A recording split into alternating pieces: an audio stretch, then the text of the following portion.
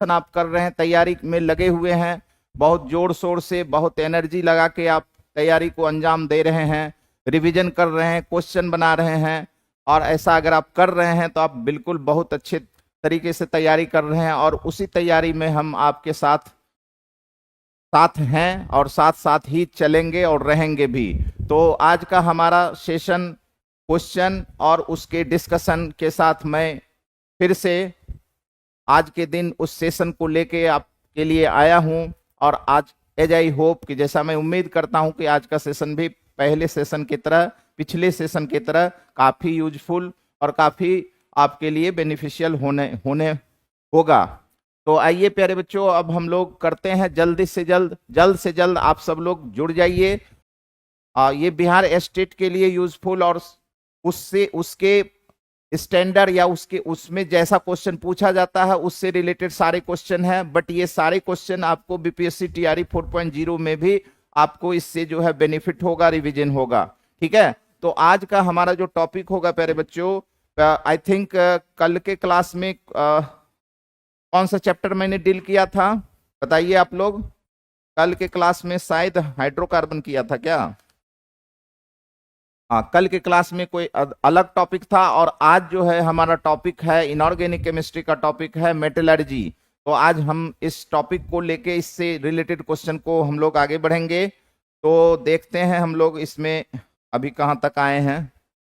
ये आपका है बिहार स्टेट टीआरई और स्टेट दोनों के लिए पेपर 2 केमिस्ट्री, और इंपॉर्टेंट क्वेश्चन और उसके डिटेल डिस्कशन। इंपॉर्टेंट क्वेश्चन हर सवाल पे सटीक वार है, और इस क्वेश्चन को हम लोग इस तरीके से कर रहे हैं कि हमारा पूरा सिलेबस रिवाइज हो। तो बढ़ते हैं हम लोग क्वेश्चन पे।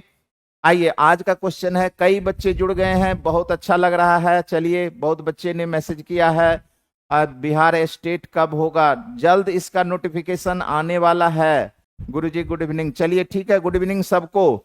आइए अब हम लोग क्वेश्चन पे बढ़ते हैं और आज के सेशन को स्टार्ट करते हैं। और आज का हमारा जो क्वेश्चन होगा ये मैंने आपको क्लियर किया है। आज का क्वेश्चन जो है ये हमारा किससे है? मेटलर्जी, मेटलर्जी चैप्टर से है। धातु का निष्कर्षण, या इसको क्या कहते हैं? एक्सट्रैक्शन, एक्सट्रैक्शन ऑफ मेटल्स, यानी मेटल के निष्कर्षण से, निष्कर्षण चैप्टर से इसको कहते हैं धातु का निष्कर्षण। धातु का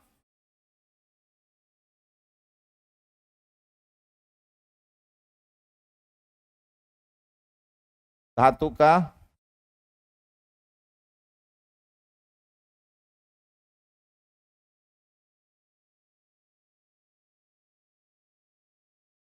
धातु का एक्सट्रैक्शन ही कहिए, ये है। अब इसमें धातु से रिलेटेड कई क्वेश्चन होंगे। अब जो आपका जो फर्स्ट क्वेश्चन है, अब बढ़ते हैं हम लोग अपने फर्स्ट क्वेश्चन पे। देखिए क्या कह रहा है।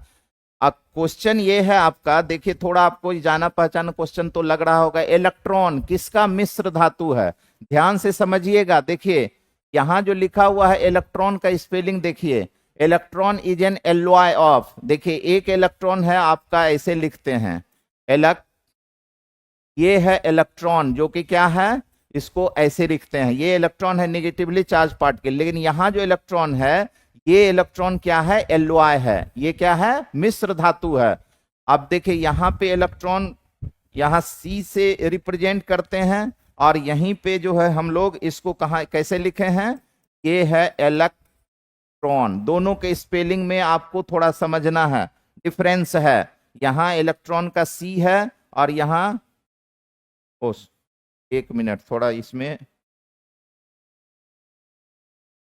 एक मिनट, ये थोड़ा मिस्टेक यहाँ। अब ठीक है,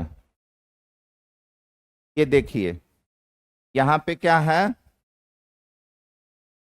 ये है इलेक्ट्रॉन। तो यहाँ पे डिफरेंस आपको समझना है, ये इलेक्ट्रॉन और यहाँ का के। तो आपसे जो पूछा गया है ये पूछा गया है, और ये क्या है? मिश्र धातु है। ये क्या है? मिश्र धातु है ये इलेक्ट्रॉन। और ये तो इलेक्ट्रॉन आपका जो है निगेटिवली चार्ज पार्टिकल है। तो अब आप बताइए इलेक्ट्रॉन किसका एलॉय है? ये एक मिश्र धातु है, और ये बेसिकली मैग्नीशियम, इसमें जो मेजर कंपोनेंट होते हैं, जो सबसे ज्यादा होता है वो मैग्नीशियम होता है, और इसमें जिंक थोड़ा मात्रा में होता है, ठीक है। तो ये बेसिकली आपका करेक्ट आंसर होगा मैग्नीशियम एंड जिंक। और मैग्नीशियम के साथ एल्युमिनियम भी अगर ऑप्शन होता तो वो भी हो सकता था, लेकिन मैग्नीशियम देख लीजिए, यहाँ मैग्नीशियम तो है लेकिन आयरन है, तो ये गलत है, तो ओवरऑल गलत हो गया। यहाँ मैग्नीशियम है नहीं और यहाँ भी मैग्नीशियम नहीं है, मीन्स इलेक्ट्रॉन जो होगा उसमें क्या है, बेसिकली मैग्नीशियम उसमें एक कंपोनेंट होंगे ही होंगे, और उसके साथ दूसरे जो कंपोनेंट होंगे दूसरे जिंक हो सकते हैं, एल्युमिनियम हो सकते हैं, आप और कोई दूसरे मेटल हो सकते हैं, लेकिन मेन कंपोनेंट आपका मैग्नीशियम होगा। तो मैग्नीशियम के साथ आयरन नहीं होता है, मैग्नीशियम के साथ या तो जिंक होता है या एल्युमिनियम होता है। तो करेक्ट आंसर आपका हो जाएगा इलेक्ट्रॉन किसका एलुआ है, मैग्नीशियम और जिंक का। तो ये क्वेश्चन हमारा हो गया। अब बढ़ते हैं मेटलर्जी से ही रिलेटेड, चूंकि इसमें देखिए क्या है, क्या उसके एलवाई के बारे में पूछ लिया, क्योंकि मेटलर्जी में मेटल के बारे में पढ़ते हैं, मेटल के निष्कर्षण के बारे में पढ़ते हैं कि क्या स्टेप होते हैं, कैसे हम लोग धातु को यानी मेटल को प्योर फॉर्म में प्राप्त करते हैं, उन सारे स्टेप से रिलेटेड क्वेश्चन होंगे। आगे बढ़ते हैं नेक्स्ट क्वेश्चन। अब देखिए नेक्स्ट क्वेश्चन है, ये बताइए ब्लैक जैक किसका अयस्क है। देखिए तो ब्लैक जैक के बारे में पूछ रहा है कि black jack is an ore of, बताइए इसका आंसर क्या होगा, सब लोग बताएं। आरोही जुड़े हुए हैं, प्रियंका, वैभव, यस सर, मुकुल, एमजी 90%, हाँ 90 to 95% भी होते हैं, चलेगा, कोई दिक्कत नहीं है। गुड इवनिंग गुरुजी। ऑप्शन गलत है, एमजी प्लस एल नहीं, ऑप्शन गलत नहीं, ऑप्शन सही है, और ये प्रीवियस ईयर का क्वेश्चन है मुकुल। तो उसमें अगर मैंने आपको बताया कि अगर एल्युमिनियम होता तो वो भी ऑप्शन होता, अगर जिंक नहीं होता एल्युमिनियम होता तो मैग्नीशियम प्लस एल्युमिनियम होता, लेकिन एल्युमिनियम की जगह जिंक भी होता है, ठीक है। तो आपका ये जो है आपका आंसर वहां करेक्ट है। चलिए ठीक है, रविकांत, मनीष, और यहाँ जो एप्लीकेशन पे बच्चे हैं वो भी कुछ कमेंट किया करें आंसर से रिलेटेड, ठीक है। तो ये बात अब आपको यहाँ समझिए, ब्लैक जैक किसका ओर है, बताइए किसका ओर है ब्लैक जैक बेसिकली जिंक का ओर है, और ये जिंक का कौन से ओर है आप बताइए इसको। ये ब्लैक जैक जो है इसका करेक्ट आंसर जिंक होगा, और इसको जिंक ब्लेंड भी बोलते हैं, इसको क्या बोलते हैं, जिंक ब्लेंड भी बोला जाता है, जिंक ब्लेंड, इसको जिंक ब्लेंड बोलते हैं।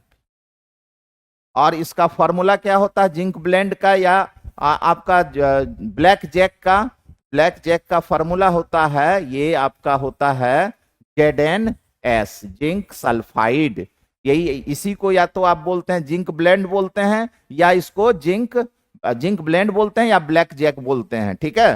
तो ये बेसिकली आपका इसके नेम से रिलेटेड है क्वेश्चन। अगर जिंक ब्लेंड देता तो थोड़ा क्वेश्चन आसान होता, क्योंकि ये टर्म ज्यादा पॉपुलर है, बट आपसे पूछा गया है कि ब्लैक जैक किसको बोलते हैं, तो ये बेसिकली जिंक का ओर है, और जिंक के ओर में ये कौन सा है, सल्फाइड ओर है। ये जिंक का कैसा ओर है, सल्फाइड, ये है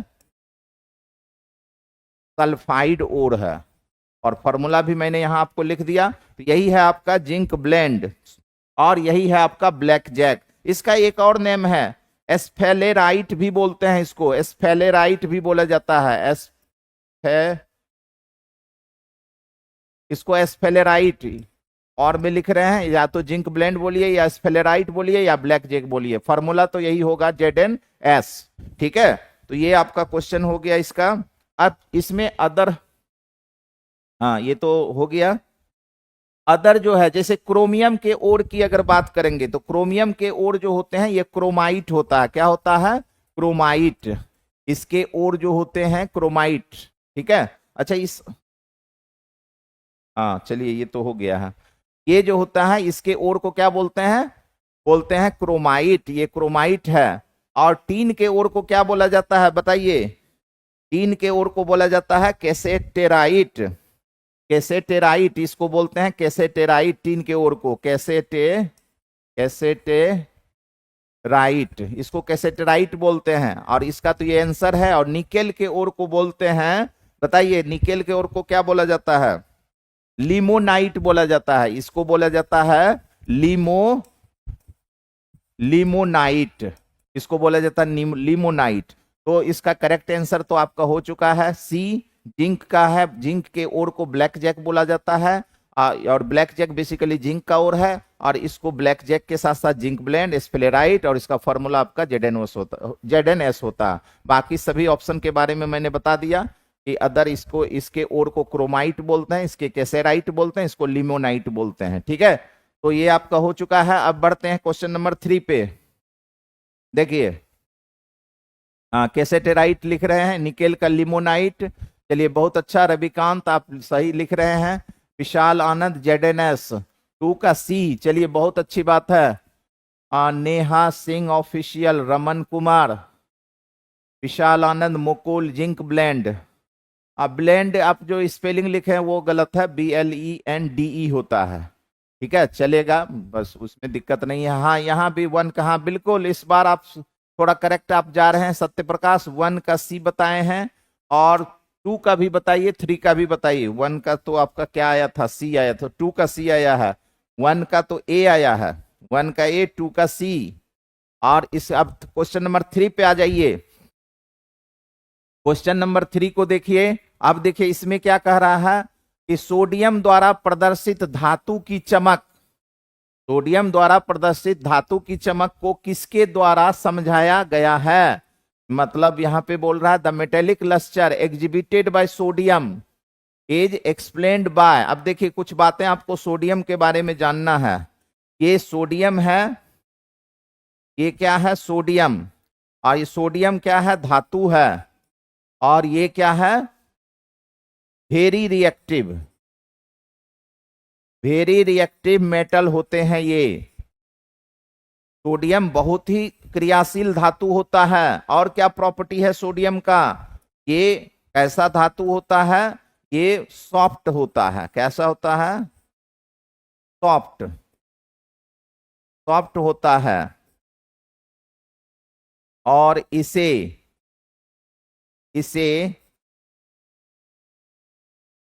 चाकू से काटा जा सकता है, काटा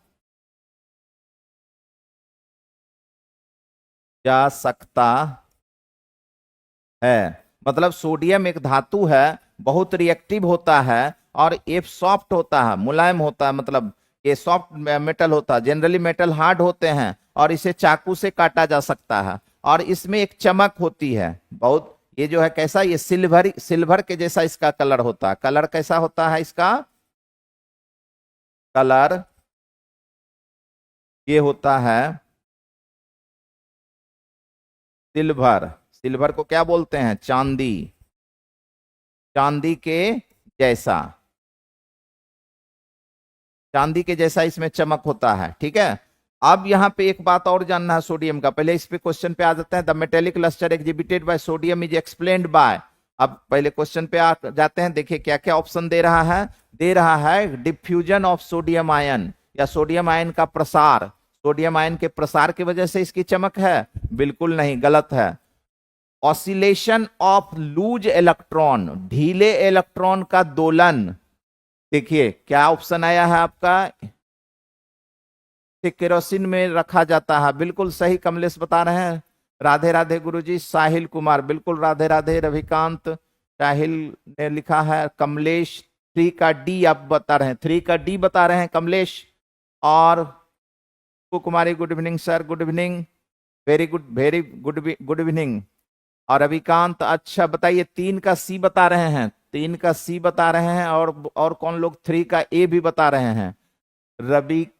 रवि कुमार भी है, नीतू पांडे, नीतू, रोशन, मुकुल। आंसर बताइए थर्ड का, थर्ड क्वेश्चन का आंसर बताइए। देखिए अब फिर 2 ऑप्शन तो मैंने किया, डिफ्यूजन ऑफ सोडियम आयन, नहीं ये गलत है। इस ऑप्शन को देखते हैं, ऑसिलेशन ऑफ लूज इलेक्ट्रॉन, ये तो आपका सही नहीं है। इसको देख लेते हैं, एक्साइटेशन ऑफ फ्री प्रोटॉन।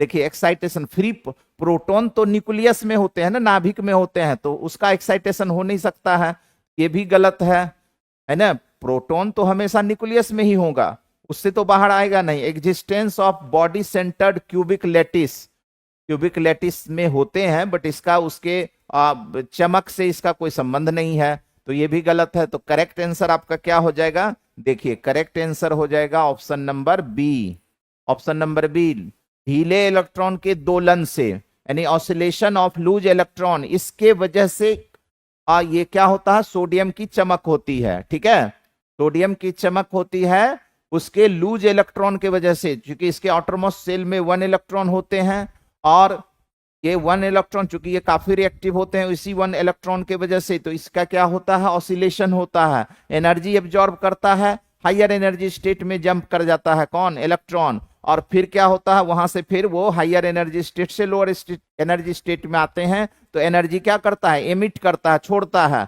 तो जब एनर्जी रिलीज करेगा, पहले एनर्जी एब्जॉर्ब किया किससे, लाइट का एनर्जी एब्जॉर्ब किया, एब्जॉर्ब करके यह कहां गया, हायर एनर्जी स्टेट में, और हायर एनर्जी स्टेट में जाने के बाद फिर वहां से वो क्या होता है, नीचे के ऑर्बिट में जंप करते हैं। जब नीचे के ऑर्बिट में जंप करते हैं तो वो क्या करता है, वो एनर्जी रिलीज करता है, और उसी रिलीज एनर्जी के कॉरस्पॉन्डिंग इसका क्या होता है, चमक होता है, धात्विक चमक होती है। तो यहाँ पे करेक्ट आंसर हो जाएगा ऑसिलेशन ऑफ लूज इलेक्ट्रॉन, इसके वजह से सोडियम की चमक होती है। या किसी दूसरे मेटल के भी चमक की बात करेंगे तो उसमें भी यही ऑप्शन करेक्ट होगा। मतलब मेटल में जो इलेक्ट्रॉन होते हैं लूजली बॉन्डेड होते हैं, ढीले इलेक्ट्रॉन का उसमें दोलन होता है, और इलेक्ट्रॉन हायर एनर्जी स्टेट में जाते हैं पहले एनर्जी एब्जॉर्ब करके, फिर वहां से नीचे जंप करते हैं तो एनर्जी रिलीज होता है। तो करेक्ट आंसर आपका हो जाएगा बी।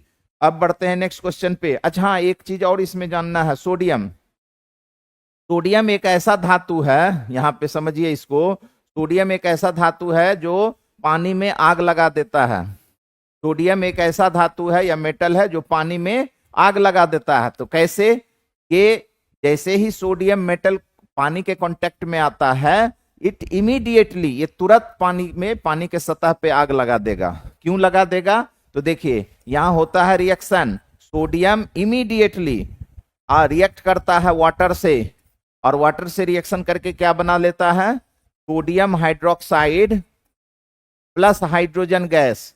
अब ये रिएक्शन जो होते हैं बहुत ही एक्सोथर्मिक होते हैं, मतलब उष्मा क्षेपी होता है, और जब ये रिएक्शन उष्मा क्षेपी होगा तो क्या होगा, यहाँ पे एनर्जी, हीट एनर्जी रिलीज होगा, और हीट एनर्जी रिलीज होगा तो आपको पता है कि ये जो हाइड्रोजन गैस है ये क्या होता है, ज्वलनशील गैस है।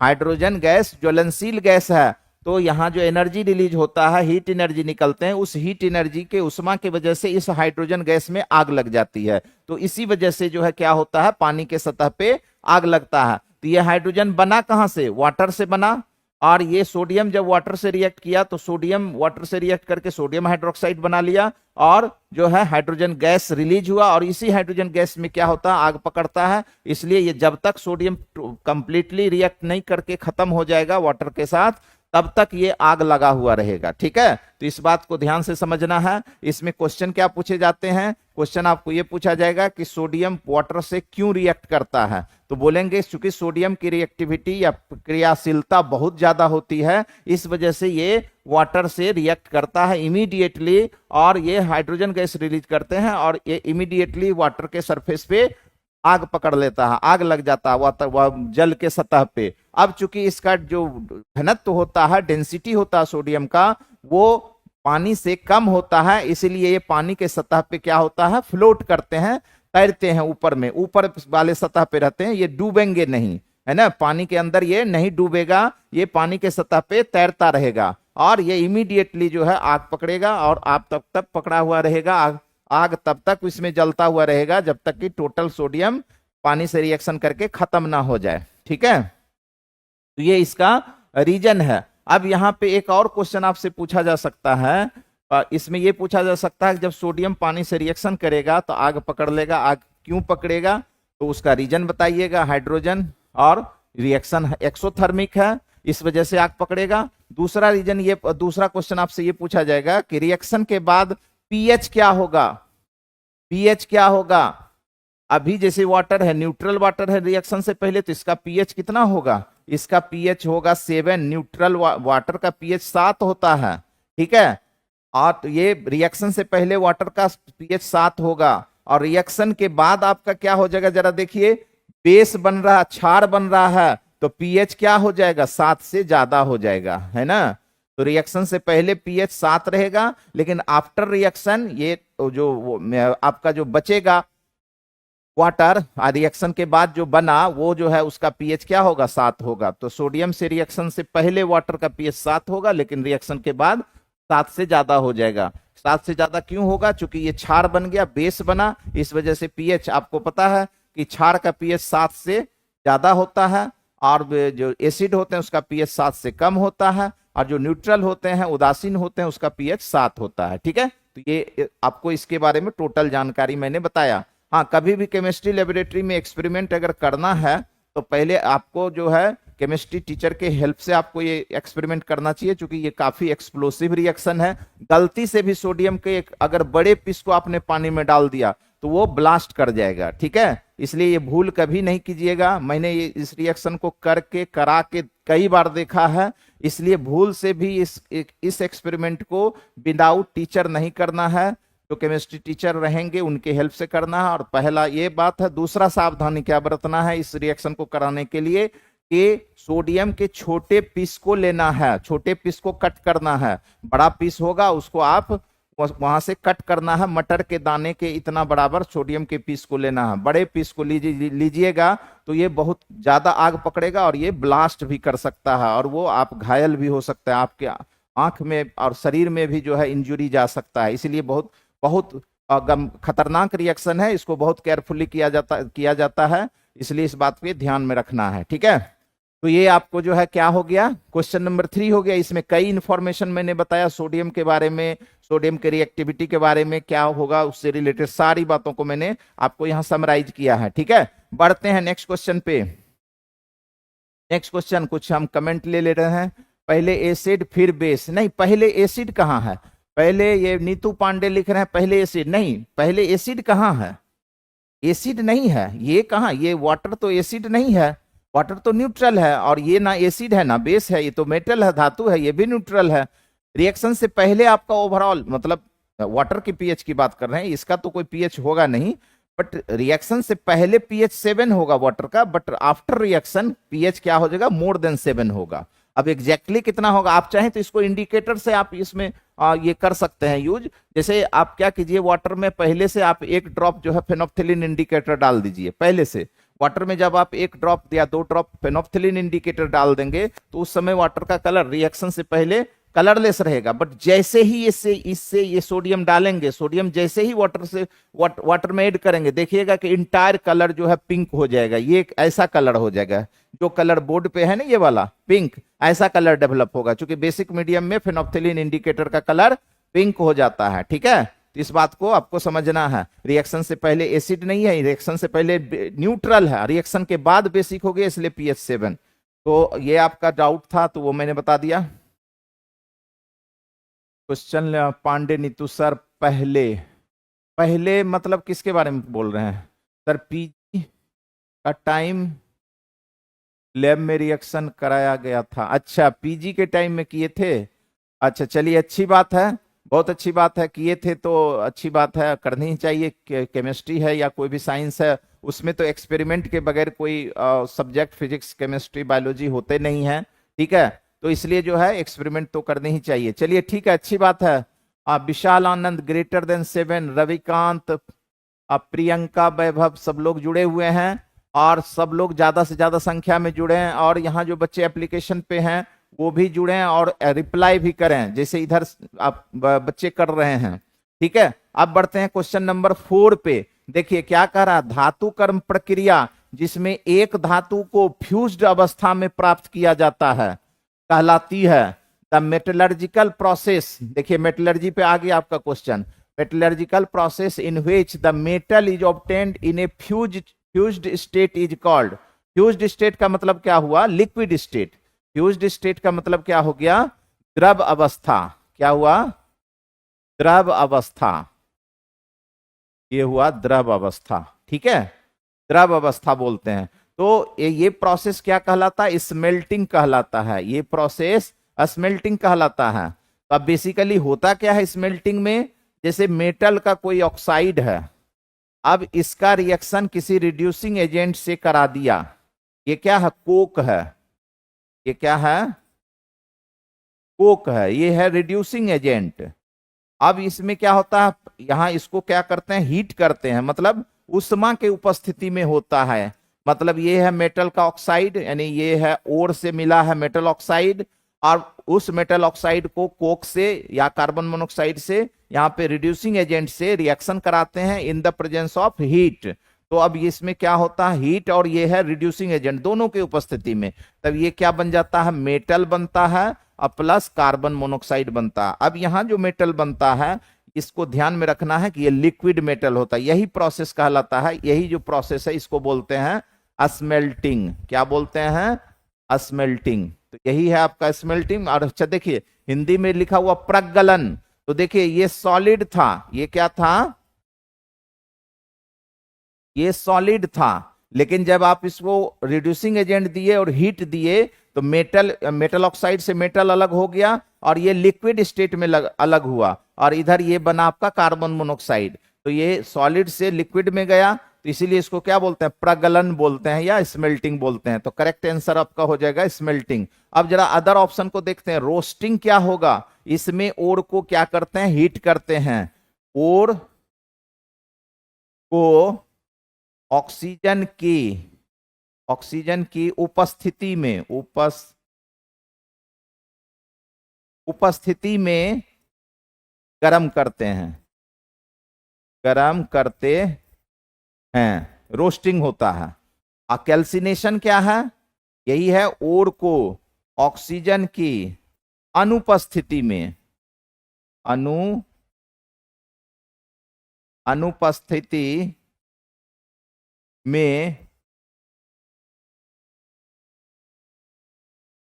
गर्म, इसको भी लिखिए, गर्म करते हैं। तो देखिए दोनों में हीटिंग हो रहा है, रोस्टिंग और कैल्सिनेशन दोनों में हीट करते हैं ओर को। कैसे ओर को, जो कंसंट्रेटेड ओर, सांद्रित ओर को, जो जिसका सांद्रण हो चुका है, उस ओर को रोस्टिंग और कैल्सिनेशन करते हैं। रोस्टिंग में क्या होता है, ऑक्सीजन के उपस्थिति में हीट किया जाता है। क्या किया जाता है, सॉरी, तो ये क्या किया जाता है, यहां पे देखिए ऑक्सीजन के उपस्थिति में जब आप हीट करेंगे कॉन्सेंट्रेटेड ओर को तो ये कहलाएगा रोस्टिंग, और ऑक्सीजन के अनुपस्थिति में अगर करेंगे या लिमिटेड सप्लाई ऑफ ऑक्सीजन में करेंगे तो ये कहलाएगा कैल्सिनेशन। तो करेक्ट आंसर तो आपका हो गया है स्मेल्टिंग, मैंने इसका डिटेल बता दिया। अब ये फोर्थ जो है फ्रोथ फ्लोटेशन, झाग तैरना विधि, इसको झाग उत्प्लावन विधि बोलते हैं हिंदी में। ये जो है ये इस पर ये बेसिकली ये दोनों जो है कैल्सिनेशन रोस्टिंग में हीट कंसंट्रेटेड ओर को हीट करते हैं, बट फ्रोथ फ्लोटेशन प्रोसेस जो है ये है कंसंट्रेशन ऑफ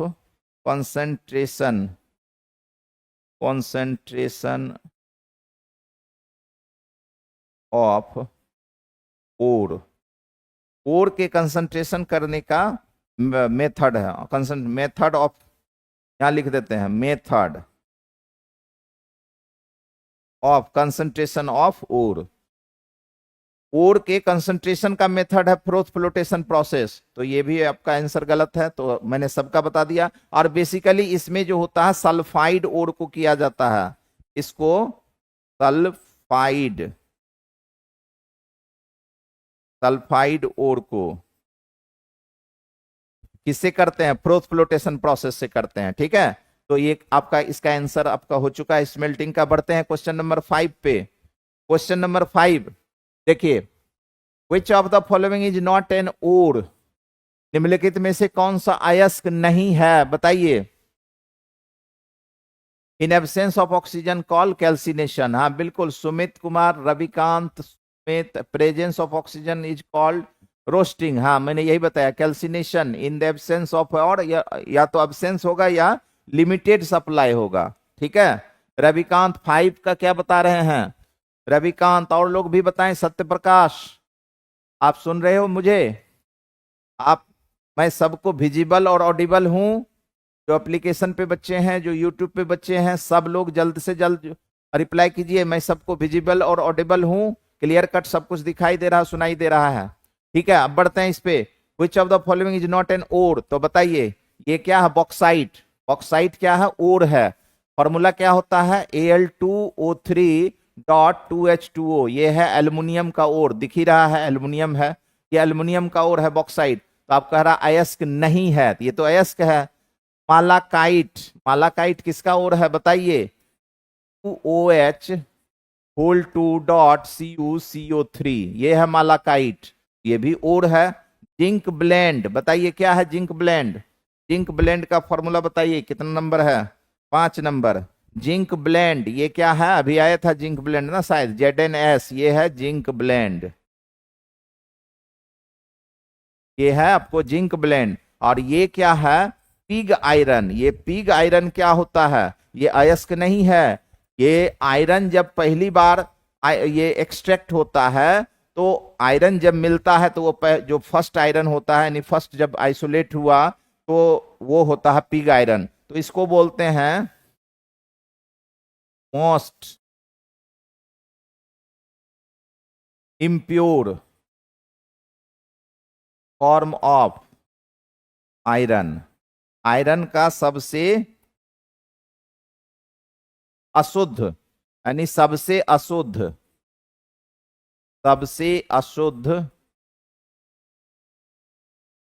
लोहा, लेकिन है ये लोहा, ये अयस्क नहीं है, तो करेक्ट आंसर आपका क्या हो जाएगा बताइए, करेक्ट आंसर हो गया पिग आयरन। पिग आयरन आपका क्या है, ये ओर नहीं है, ये क्या है आयरन का है, और ये सबसे अशुद्ध लोहा है, इसमें कार्बन के परसेंटेज 3 से 5% के लगभग होता है, और भी कुछ इंप्योरिटीज होते हैं जो बाद में इससे उसको दूर किया जाता है, फिर इससे प्योर फॉर्म में आयरन में इसको क्या करते हैं, रूपांतरित करते हैं, कन्वर्ट करते हैं। तो 5 का आंसर डी। बढ़ते हैं नेक्स्ट क्वेश्चन पे, इस क्वेश्चन में तो हो ही गया है सब कुछ ये।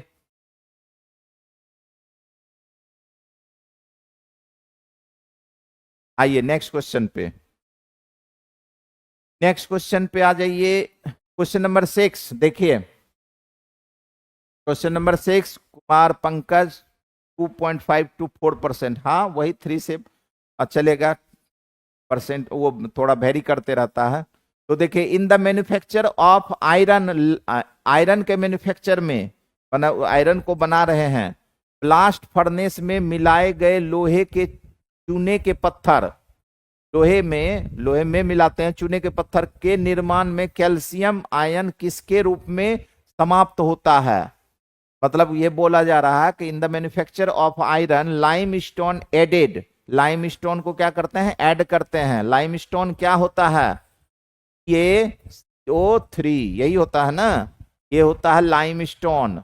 अब लाइम स्टोन को हम लोग क्या करते हैं, ऐड करते हैं in the manufacture of iron limestone to the blast furnace, limestone added to the blast furnace, the calcium ion in the form of, तो वो कैल्शियम आयन, चूंकि इसमें क्या है बेसिकली Ca2+ है और CO3 2- है, तो यही पूछा जा रहा है कि ये जो Ca2+ है ये किसके रूप में इंड होता है, क्या बनता है। तो पहली बात तो यहाँ पे देखिए, आयरन का जब लोहे का निष्कर्षण करते हैं तो पहला तो यहाँ पे एक क्वेश्चन आपको यहाँ हो गया, यहाँ पे ब्लास्ट फर्नेस का यूज किया जाता है ना, ब्लास्ट फर्नेस,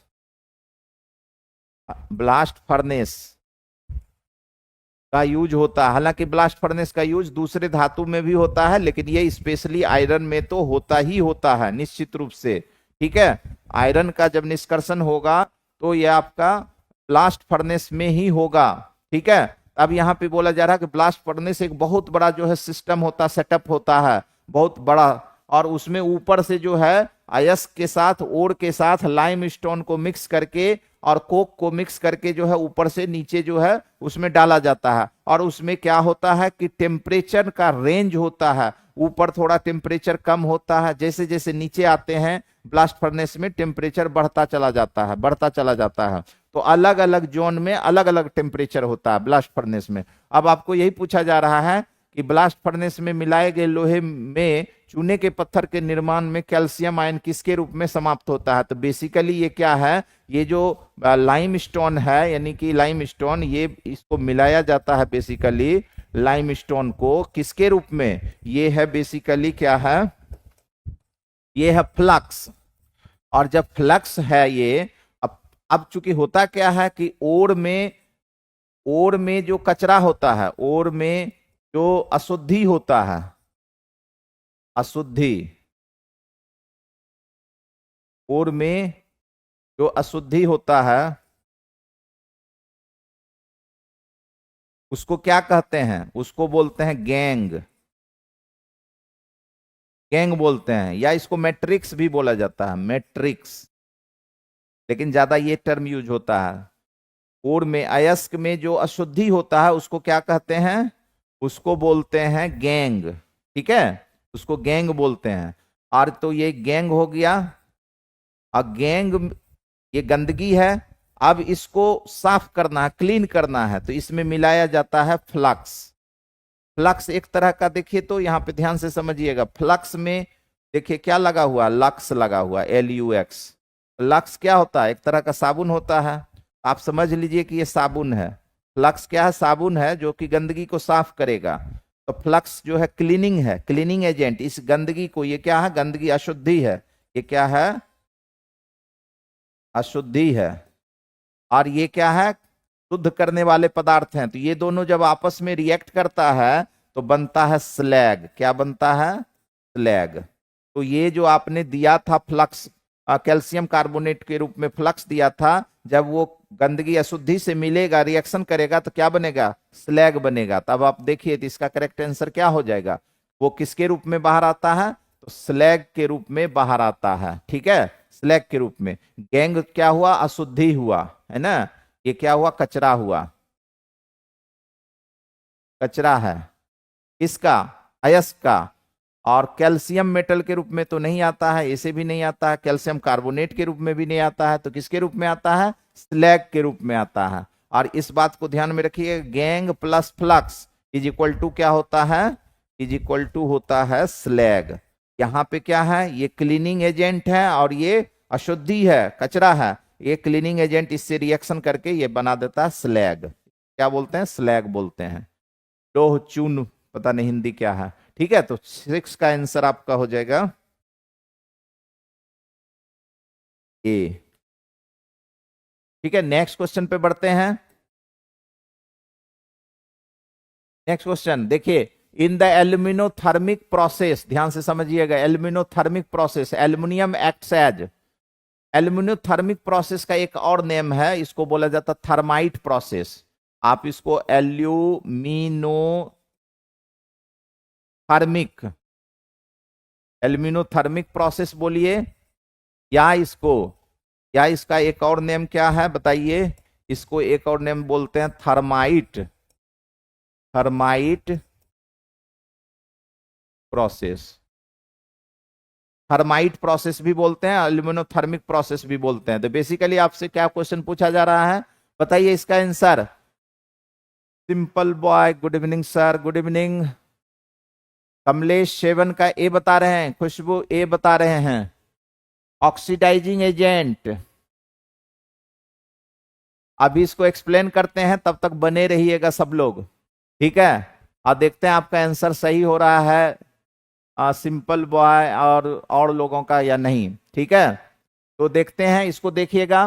देखिए, एल्यूमिनोथर्मिक प्रोसेस, इसका दूसरा नेम है थर्माइट प्रोसेस। ये जनरल जीके जीएस में भी क्वेश्चन पूछा जाता है, इसलिए बहुत इंपॉर्टेंट क्वेश्चन है, ध्यान से समझिए। इन एल्यूमिनोथर्मिक थर्माइट प्रोसेस, एल्यूमिनोथर्माइट बोलिए या एल्यूमिनोथर्मिक बोलिए, एल्यूमिनोथर्माइट या थर्माइट बोलिए।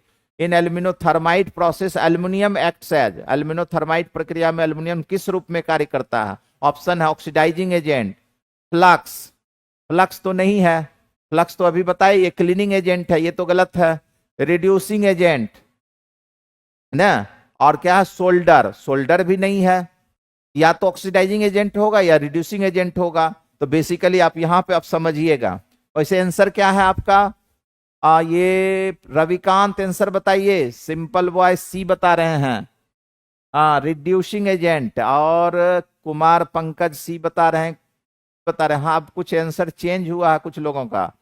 रविकांत सी बता रहे हैं, मुकुल ए खुद का ऑक्सीडाइज बना लेता है। नहीं नहीं मुकुल, अभी मैं यहां एक्सप्लेन कर रहा हूं, ध्यान से समझिएगा इसको, और सब लोग इसको देखिएगा, बहुत इंपॉर्टेंट क्वेश्चन है। देखिए बेसिकली होता क्या है, एल्यूमिनोथर्माइट प्रोसेस क्या है, यहाँ पे एक जो ज्यादा रिएक्टिव मेटल होते हैं वो लेस रिएक्टिव मेटल को क्या करता है, वहां से डिस्प्लेस करता है। जैसे यहां है आयरन Fe2O3, ये क्या है, आयरन का ऑक्साइड है, क्या है, Fe2O3 है, Fe2O3। अब इसका रिएक्शन यहाँ पे एल्यूमिनोथर्माइड प्रोसेस में क्या होता है, एल्युमिनियम से इसका रिएक्शन होता है और ये इसको चेंज कर देता है। देखिए किसमें, ये चेंज करता है इसको आयरन में, और प्लस चेंज कर देता है, ये खुद जो है Al2O3 बन जाता है। अब यहाँ पे देखिए ये क्या है, यहाँ पे ध्यान से समझिएगा, यहाँ पे एल्युमिनियम है जीरो के स्टेट में, फ्री स्टेट में है जीरो, और यहां एल्युमिनियम किस स्टेट में है, +3 के स्टेट में है। किसमें है, +3 के स्टेट में है।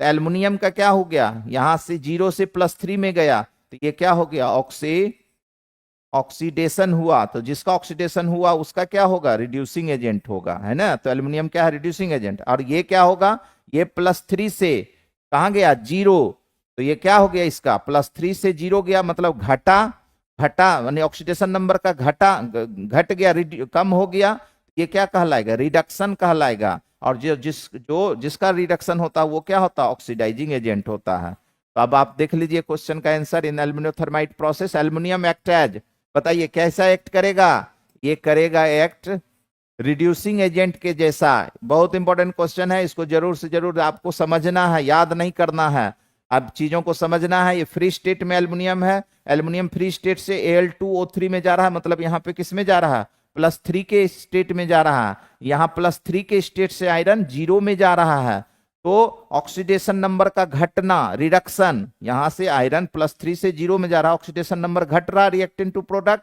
ऑक्सीडेशन नंबर का घटना, रिडक्शन या अवकरण।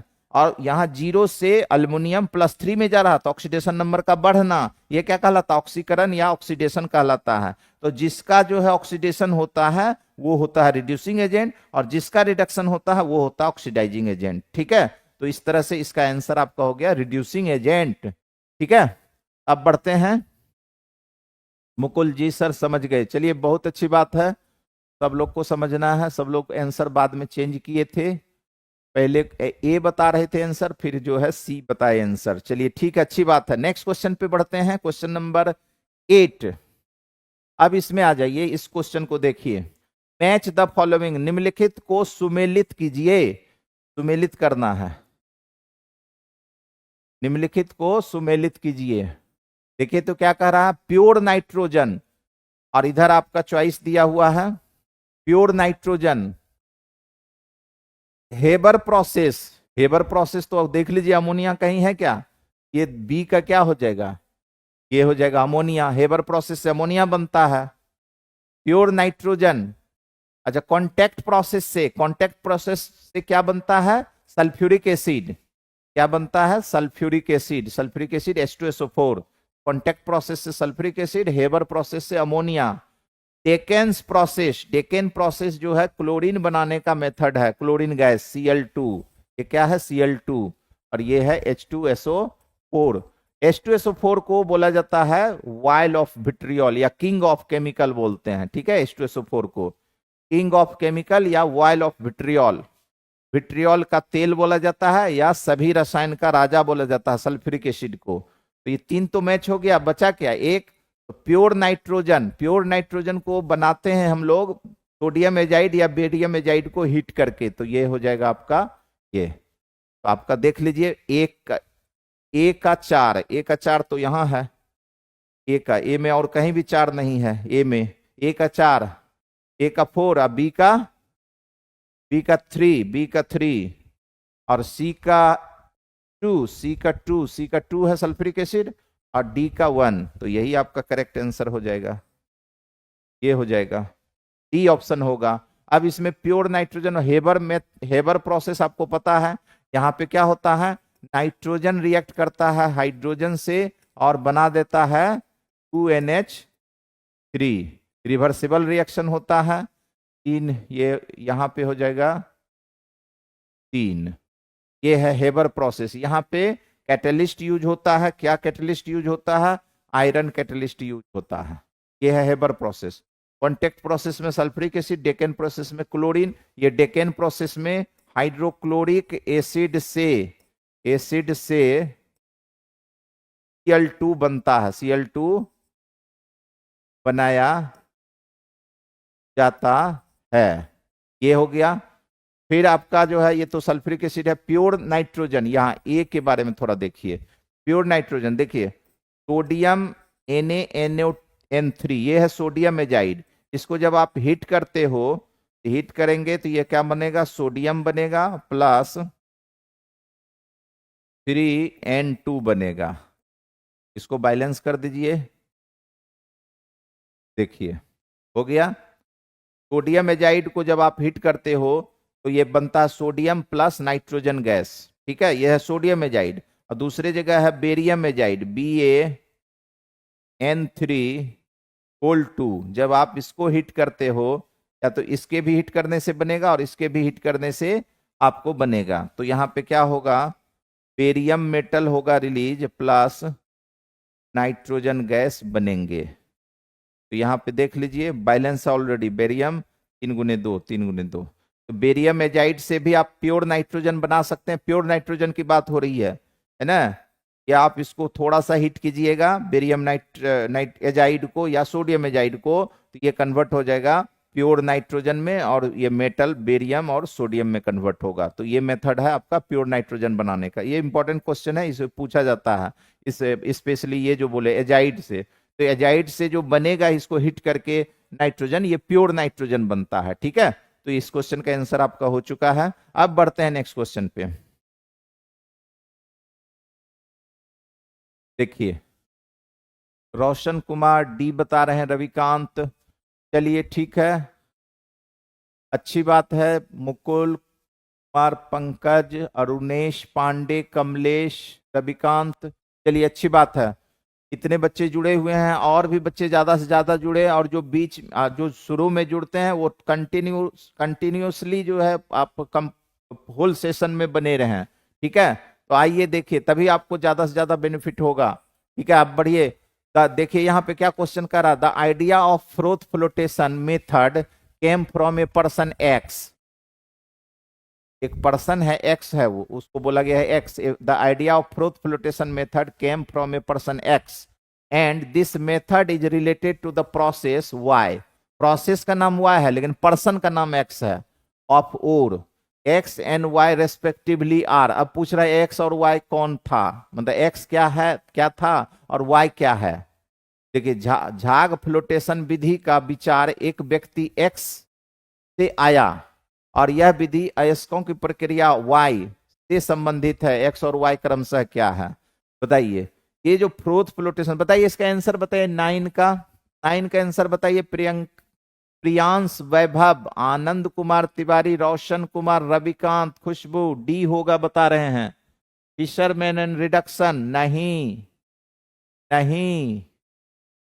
कमलेश, प्रियांश, और लोग किधर चले गए, और लोग जो है गायब हुए हैं लग रहा है। जल्दी से कमेंट कीजिए, अदरवाइज मुझे तो लगेगा कि गायब हुए हैं। मुकुल 9 का ए बता रहे हैं।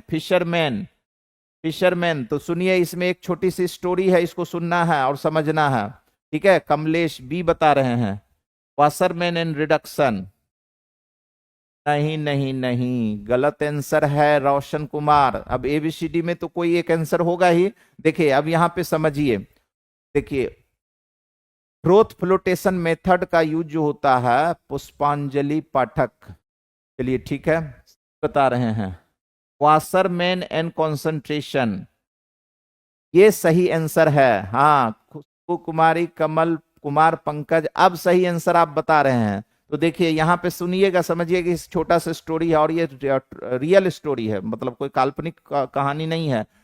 देखिए फ्रोथ फ्लोटेशन प्रोसेस, झाग उत्प्लावन विधि से हम लोग अयस्क का सांद्रण करते हैं, अयस्क का कंसंट्रेशन करते हैं। कंसंट्रेशन ऑफ ओर के ये मेथड है, मतलब ओर को सांद्रित करने का ये मेथड है। और कैसे ओर को सांद्रित करने का, सल्फाइड ओर को सांद्रित करने का। सल्फाइड ओर को कंसंट्रेशन ऑफ सल्फाइड ओर के लिए मेथड है फ्रोथ फ्लोटेशन प्रोसेस, झाग उत्प्लावन विधि। इसका जो आविष्कार हुआ गलती से हो गया, एक्सीडेंटली डिस्कवर्ड हुए, है ना। इसको कोई जो है रिसर्च करके डिस्कवर्ड नहीं किए, एक्सीडेंटल डिस्कवरी हुआ था प्रोथ फ्लोटेशन प्रोसेस का। तो अब ये क्या था, साउथ अफ्रीका में कोई कॉपर का माइंस था, साउथ अफ्रीका में कॉपर का कोई, तांबे का कोई माइंस था, खदान था। उसमें एक इंजीनियर वर्क करते थे, काम करते थे, खदान के नीचे जाते थे, धरती के नीचे, जमीन के नीचे जाते थे, वहां से खदान को चेक करते थे, वहां से फिर लाते थे बाहर, मतलब उनका खदान के अंदर जाना बाहर आना लगा रहता था।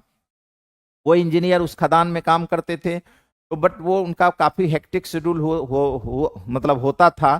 तो वो क्या था कि उनके घर जो है एक जो है वाशर ओमेन आती थी कपड़े धोने के लिए और उनके कुछ घर के काम करने के लिए, एक तरीके से आप मेड बोल सकते हैं उनको, ठीक है ना। तो उनके घर जो है कपड़े धोने के लिए, उनके खाना बनाने के लिए एक मेड आया करती थी, एक लेडी थी, महिला। तो उसने कुछ दिनों में उनसे मतलब एक बात बताया उनको, इंजीनियर को, कि सर हम तो कपड़े धोने दूसरे घरों में भी जाते हैं, लेकिन आपके कपड़े हम धोते हैं तो वहां पे कुछ एक अलग तरह का ऑब्जर्वेशन मुझे दिखता है, मतलब कुछ अलग दिखता है आपके कपड़े में। तो इंजीनियर ने पूछा कि क्या अलग दिखता है आपको, बताइए। तो बोले कि सर जब हम आपके कपड़े धोते हैं तो चूंकि उसमें क्या होता है, झाग के साथ कुछ मटेरियल, ग्रीनिश टाइप के मटेरियल झाग के साथ बाहर आते हैं कपड़े धोने के दौरान। जब कपड़े धोते हैं तो झाग के साथ कुछ मटेरियल ग्रीनिश कलर का ऊपर आ जाता है। तो बोले क्या आप दूसरे के कपड़े धोते हैं तो ऐसा होता है? बोले कि नहीं, कहीं दूसरे जगह में कपड़े धोती हूँ तो ऐसा नहीं देखते हैं, लेकिन आपके कपड़े में ऐसा होता है। तो इंजीनियर ने सोचना शुरू किया कि ऐसा क्यों हो रहा है। फिर वो अपने से कपड़े धो के देखे तो सही में वैसा हो रहा था। तब उसके दिमाग में आया कि चूंकि वो जो है माइंस के अंदर जाते थे तो उसके कपड़े पे माइंस जो था, खनिज था, अयस्क था, वो लग जाता था, और वो अयस्क और खनिज ही जो है झाग के साथ बाहर आता था। तो ये ऑब्जर्वेशन था उस वाशर ओमेन का, जिसने इस मेथड का डिस्कवरी करने में उस इंजीनियर का हेल्प किया। अगर वो वाशर ओमेन नहीं बताती कि जो है कि आपके कपड़े के साथ जब मैं धोती हूं तो ऐसा ऑब्जर्वेशन आता है, तो इंजीनियर को भी पता नहीं था, क्योंकि इंजीनियर तो कपड़े अपने से धो नहीं रहे थे, वाशर ओमेन धो रही थी, है ना। तो उस ऑब्जर्वेशन से, और उस ऑब्जर्वेशन को जब उस इंजीनियर को बताया गया, तब जाके इस मेथड को डिस्कवरी हुआ कि अरे वो जो बेसिकली झाग के साथ बाहर आते हैं वो बेसिकली ओर है, और वो क्या है, सल्फाइड ओर है। बाद में पता चला, क्योंकि वो जो कॉपर पायराइट्स मेन ओर होते हैं तांबा का, और वो सल्फाइड ओर है। तो उन्होंने दूसरे ओर के साथ भी करके ये एक्सपेरिमेंट देखा, तो जो सल्फाइड को छोड़ के दूसरे ओर थे वो ऊपर नहीं आ रहे थे झाग के साथ, लेकिन जो सल्फाइड ओर थे वो झाग के साथ बाहर आ रहे थे। तो यहां से डिस्कवरी हुआ ये प्रोथ फ्लोटेशन प्रोसेस का। और आपके एनसीईआरटी बुक में लिखा हुआ है कि जब ये डिस्कवर हुआ एक्सीडेंटली प्रोथ फ्लोटेशन प्रोसेस, तो कॉपर का जो एक्सट्रैक्शन का कॉस्ट था वो अप्रोक्सीमेटली 70% कॉस्ट उसका ये क्या हो गया, डिक्रीज हो गया। जितना पहले प्रोथ फ्लोटेशन प्रोसेस से पहले जितना कॉस्ट आता था कॉपर के यानी तांबा के निष्कर्षण में, उसका कॉस्ट सीधा 70% डाउन हो गया। मतलब पहले 100 रुपया खर्च होता था एक्सट्रैक्शन में, तो अब 30 रुपये में वो जो है आपका खर्च, 30 रुपये में अब वो एक्सट्रैक्शन होने लगा। तो 70% से रिड्यूस हुआ। और ये डिस्कवरी कैसे हुआ? वाशर ओमेन के ऑब्जर्वेशन के वजह से। तो करेक्ट आंसर हो जाएगा आपका वाशर ओमेन। तो वाशर ओमेन के यानी करेक्ट आंसर आपका होगा। तो इस स्टोरी को जरूर सुननी चाहिए। तो एक साधारण लोग भी कभी कभी बड़े काम कर देते हैं, तो इस वाशर ओमेन के लिए को तो हम सब लोग को क्या करना चाहिए, सैल्यूट करना चाहिए। ये आंसर हो जाएगा वाशर ओमेन। और ये जो मेथड है, मतलब वो जो पर्सन था एक्स, ये वाशर ओमेन क्या था, एक्स था। और फिर कहा कि and this method is related to the process Y. अब ये जो मेथड डिस्कवर्ड हुआ प्रोथ फ्लोटेशन प्रोसेस, ये कौन सा प्रोसेस था? ये मेथड ऑफ कंसंट्रेशन था, यानी कि एकाग्रता तो इसको नहीं कहा जाएगा, सांद्रण बोला जाएगा। पता नहीं हिंदी वो कैसे ले लेता है, गलत भी ले लेता है, इसको सांद्रण बोला जाएगा। और इस मेथड को क्या बोलते हैं? प्रोथ फ्लो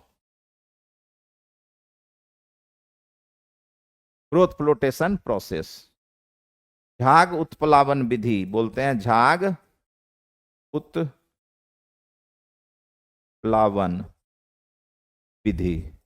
और ये क्या है? सांद्रण का, यानी ओर को कंसंट्रेट करने का मेथड है। तो वाई जो है कंसंट्रेशन का मेथड है, ओर को सांद्रित करने का मेथड है, और जो एक्स थी वो वाशर ओमेन थी। तो करेक्ट आंसर आपका सी। स्टोरी आपको कैसा लगा बताइए? ये रियल स्टोरी है और एक्सीडेंटली। अच्छा, आपको पता है कई ऐसे डिस्कवरी हैं जो एक्सीडेंटल हुआ है, कई ऐसे डिस्कवरी है, कई डिस्कवरी है जो एफर्ट से हुआ है, बट कई ऐसे डिस्कवरी हैं जो एक्सीडेंटली हुआ। जैसे आपको पता होगा कि ये एंटीबायोटिक का डिस्कवरी, जो फर्स्ट एंटीबायोटिक था वो कौन सा एंटीबायोटिक था? पेनिसिलिन था first antibiotic discovered. The name of that antibiotic was penicillin. और वो जो डिस्कवरी हुआ था पेनिसिलियम नोटेटम नाम का कोई फंगस था, फफूंद था। पेनिसिलियम नोटेटम नाम का कोई फंगस था, उसी से बनाया गया, उसी से आइसोलेट किया पेनिसिलिन एंटीबायोटिक। और किसने किया? सर अलेक्जेंडर फ्लेमिंग ने। और ये डिस्कवरी भी एक्सीडेंटली हुआ था, कर कुछ वो दूसरा वर्क रहे थे और हो गया कुछ दूसरा। और समझिए कि दूसरा ऐसा दूसरा हुआ कि समझिए कि पूरी दुनिया को जो के लिए एक रामबाण इलाज मिल गया, है ना। तो आप समझिए अब आज के समय में एंटीबायोटिक का कितना रोल होता है हमारे हेल्थ को, हमारे को ठीक करने में जब हम बीमार पड़ते हैं। तो एंटीबायोटिक का डिस्कवरी एक्सीडेंटल हुआ। प्रोथ फ्लोटेशन प्रोसेस का डिस्कवरी क्या हुआ? एक्सीडेंटल हुआ। फिर एक और प्रोसेस है vulcanisation of rubber, vulcanisation of rubber का भी डिस्कवरी एक्सीडेंटल हुआ है ना। तो ऐसे कई डिस्कवरी है, और भी एक दो है, अभी मुझे याद नहीं आ रहा, दो तीन तो मैंने आपको बता दी। एक तो ये, एक वल्कनाइजेशन ऑफ रबर, और दूसरा आपको बताया कौन, इसका किसका बताया? एंटीबायोटिक का डिस्कवरी। एक और याद आया, रेडियो एक्टिविटी का भी डिस्कवरी एक्सीडेंटल हुआ था। रेडियो एक्टिविटी फेनोमेनन जो डिस्कवर्ड हुआ वो भी किसने किया था? हेनरी बेकरल ने। हेनरी बेकरल ने डिस्कवर्ड किया किसको? रेडियो एक्टिविटी को। वो भी एक्सीडेंटल डिस्कवरी था। वो भी कुछ अदर काम में थे एंगेज, कुछ दूसरा रिसर्च कर रहे थे, लेकिन अचानक से जो है उन्होंने कुछ ऑब्जर्वेशन देखा और डिस्कवर्ड हो गया रेडियो एक्टिविटी। क्योंकि रेडियो एक्टिव मटेरियल से जो अल्फा बीटा गामा रेडिएशन निकलते वो इनविजिबल होते हैं, है ना, दिखते नहीं हैं बट निकलते हैं। तो इस तरीके से ये सारे थे तथ्य जो मैंने आपको बताया। आई होप कि आपको सारी कॉन्सेप्ट या सारे इंफॉर्मेशन बहुत ही रिलेवेंट लगेगा, आगे इससे रिलेटेड क्वेश्चन होगा। ठीक है, पढ़ते हैं क्वेश्चन नंबर 10। क्वेश्चन नंबर 10 पे आ जाइए। हेनरी बेकरल, हाँ बिल्कुल यही तो मैंने बोला था। हाँ, विशाल आनंद, पेनिसिलिन। देखिए कितने इंफॉर्मेशन को आप ये मत समझिए कि सिर्फ क्वेश्चन हम करते हैं, क्वेश्चन के थ्रू मैं पूरा आपके साइंस, पूरा जो है बेसिकली केमिस्ट्री को मैं आपको रिवाइज करने का काम कराता हूं। इसलिए थोड़ा अगर आप बोलेंगे कि नहीं सर टू दी पॉइंट ही पढ़ाइए, तो थोड़ा हम कम समय में ज्यादा क्वेश्चन कर लेंगे, कम समय में ज्यादा क्वेश्चन करेंगे अगर तो बिल्कुल टू दी पॉइंट रहेंगे तो। बट अगर आपको चाहिए कि नहीं हमको इसके थ्रू पूरे केमिस्ट्री को हम रिवाइज कर रहे हैं और भी चीजें सीख रहे हैं, तो थोड़ा जो है स्पीड अगर थोड़ा उधर, मतलब क्या कह रहे हैं कि क्वेश्चन, नंबर ऑफ क्वेश्चन थोड़ा कम हो सकता है, बट इंफॉर्मेशन और जानकारी, कॉन्सेप्ट ज्यादा हम लोग सीख सकते हैं। ठीक है, कौन पाठक ए बता रहे हैं? मुकुल टेक 10 का ए बता रहे हैं रविचंदन कुमार। और लोग बताइए। कुमार पंकज, पेनिसिलिन, अच्छा हाँ वो तो है, मैंने कई डिस्कवरी बताया। अब देखिए क्या कह रहा कि वह जो कार्बोनेट नहीं है वह है the one that is not a carbonate. मतलब इसमें कौन कार्बोनेट नहीं है? तो आपको पता ही है बॉक्साइड क्या होता है? Al2O3 और 2H2O। ये कार्बोनेट कहाँ है? ये तो ऑक्साइड है। तो करेक्ट आपको कह रहा कि the one that is not carbonate, ये कार्बोनेट नहीं है। आपको यही बोल रहा है ढूंढने की कौन कार्बोनेट नहीं है। तो करेक्ट आंसर क्या हो जाएगा? ए, ऑक्साइड कार्बोनेट नहीं है। ये क्या है? मेटल ऑक्साइड है। सीडेराइट क्या होगा बताइए, बताइए सीडेराइट क्या हो जाएगा? ये होगा iron carbonate, ferrous carbonate, FeCO3, siderite. Calamine क्या होगा बताइए? कैलामाइन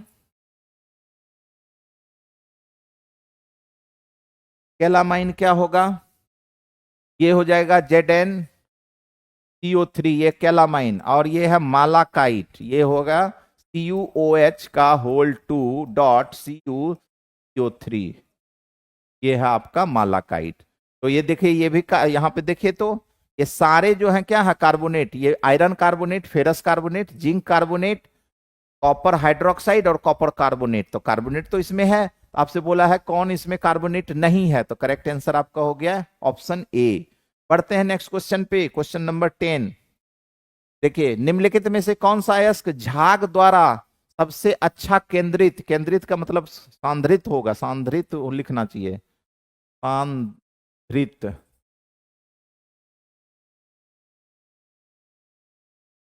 सांद्रित ये होगा। थोड़ा हिंदी ही हम नहीं लिख पाते हैं ठीक से।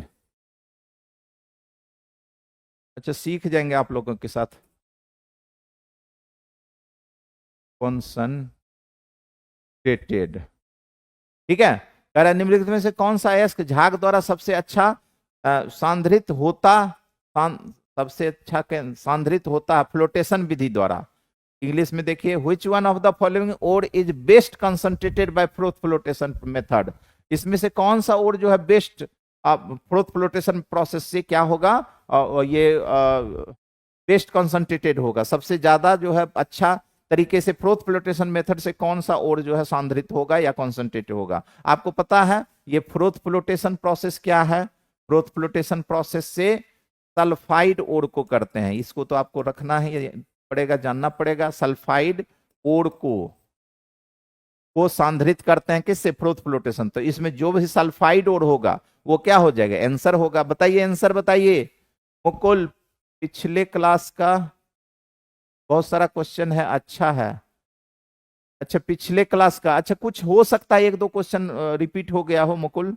बहुत सारा क्वेश्चन है, अच्छा है, चले चलेगा, कोई दिक्कत नहीं। कोई क्वेश्चन को हम लोग एक से दो बार भी बना लेते हैं, चलेगा, ठीक है। कई क्वेश्चन, कुछ क्वेश्चन रिपीट हो सकता है। अब कुछ क्वेश्चन बहुत इंपॉर्टेंट है तो रिपीट होना भी चाहिए, रिवीजन होते रहेगा। तो अब इसमें बताइए, इसका आंसर बताइए मुकुल, विशाल, प्रवीण क्लासेस 11 का बी, पुष्पांजलि पाठक, रविकांत कुमार, पंकज, सब लोग बताइए जल्दी, इसका आंसर क्या हो जाएगा बताइए। कौन सा, 11, 11। आप देख लीजिए गैलेना क्या है, गैलेना क्या है, यही इसका आंसर होगा। इसका आंसर क्या होगा, गैलेना। चूंकि ये होता है, इसका फॉर्मूला जानिएगा PbS, ये सल्फाइड ओर है, तो इसको फ्रोथ फ्लोटेशन से आप कर लीजिएगा। सीडेराइट क्या होगा बताइए, सीडेराइट क्या होगा, सीडेराइट हो जाएगा आपको, अभी लिखे थे FeCO3, देखे नहीं, इसी में तो लिखे हैं सीडेराइट, FeCO3 लिखे हैं ना, FeCO3। ये हो गया। मालाकाइट भी अभी लिखे थे, CuOH का होल 2 डॉट CuCO3, CO3, ये हो गया। मैग्नेटाइट बताइए, मैग्नेटाइट क्या हो जाएगा, मैग्नेटाइट होगा Fe3O4, ये होगा मैग्नेटाइट, ठीक है।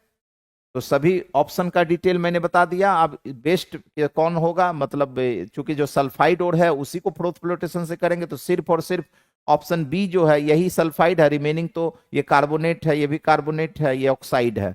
इन सब को बिल्कुल भी नहीं कर सकते हैं फ्रोथ फ्लोटेशन। सिर्फ आप कोई भी सल्फाइड ओर होगा, कोई जरूरी नहीं कि आयरन मेटल का ही, सॉरी लेड का ही सल्फाइड हो, कॉपर सल्फाइड भी हो सकता है ना, जिंक का सल्फाइड भी हो सकता है। तो आपका आंसर हो जाएगा बी।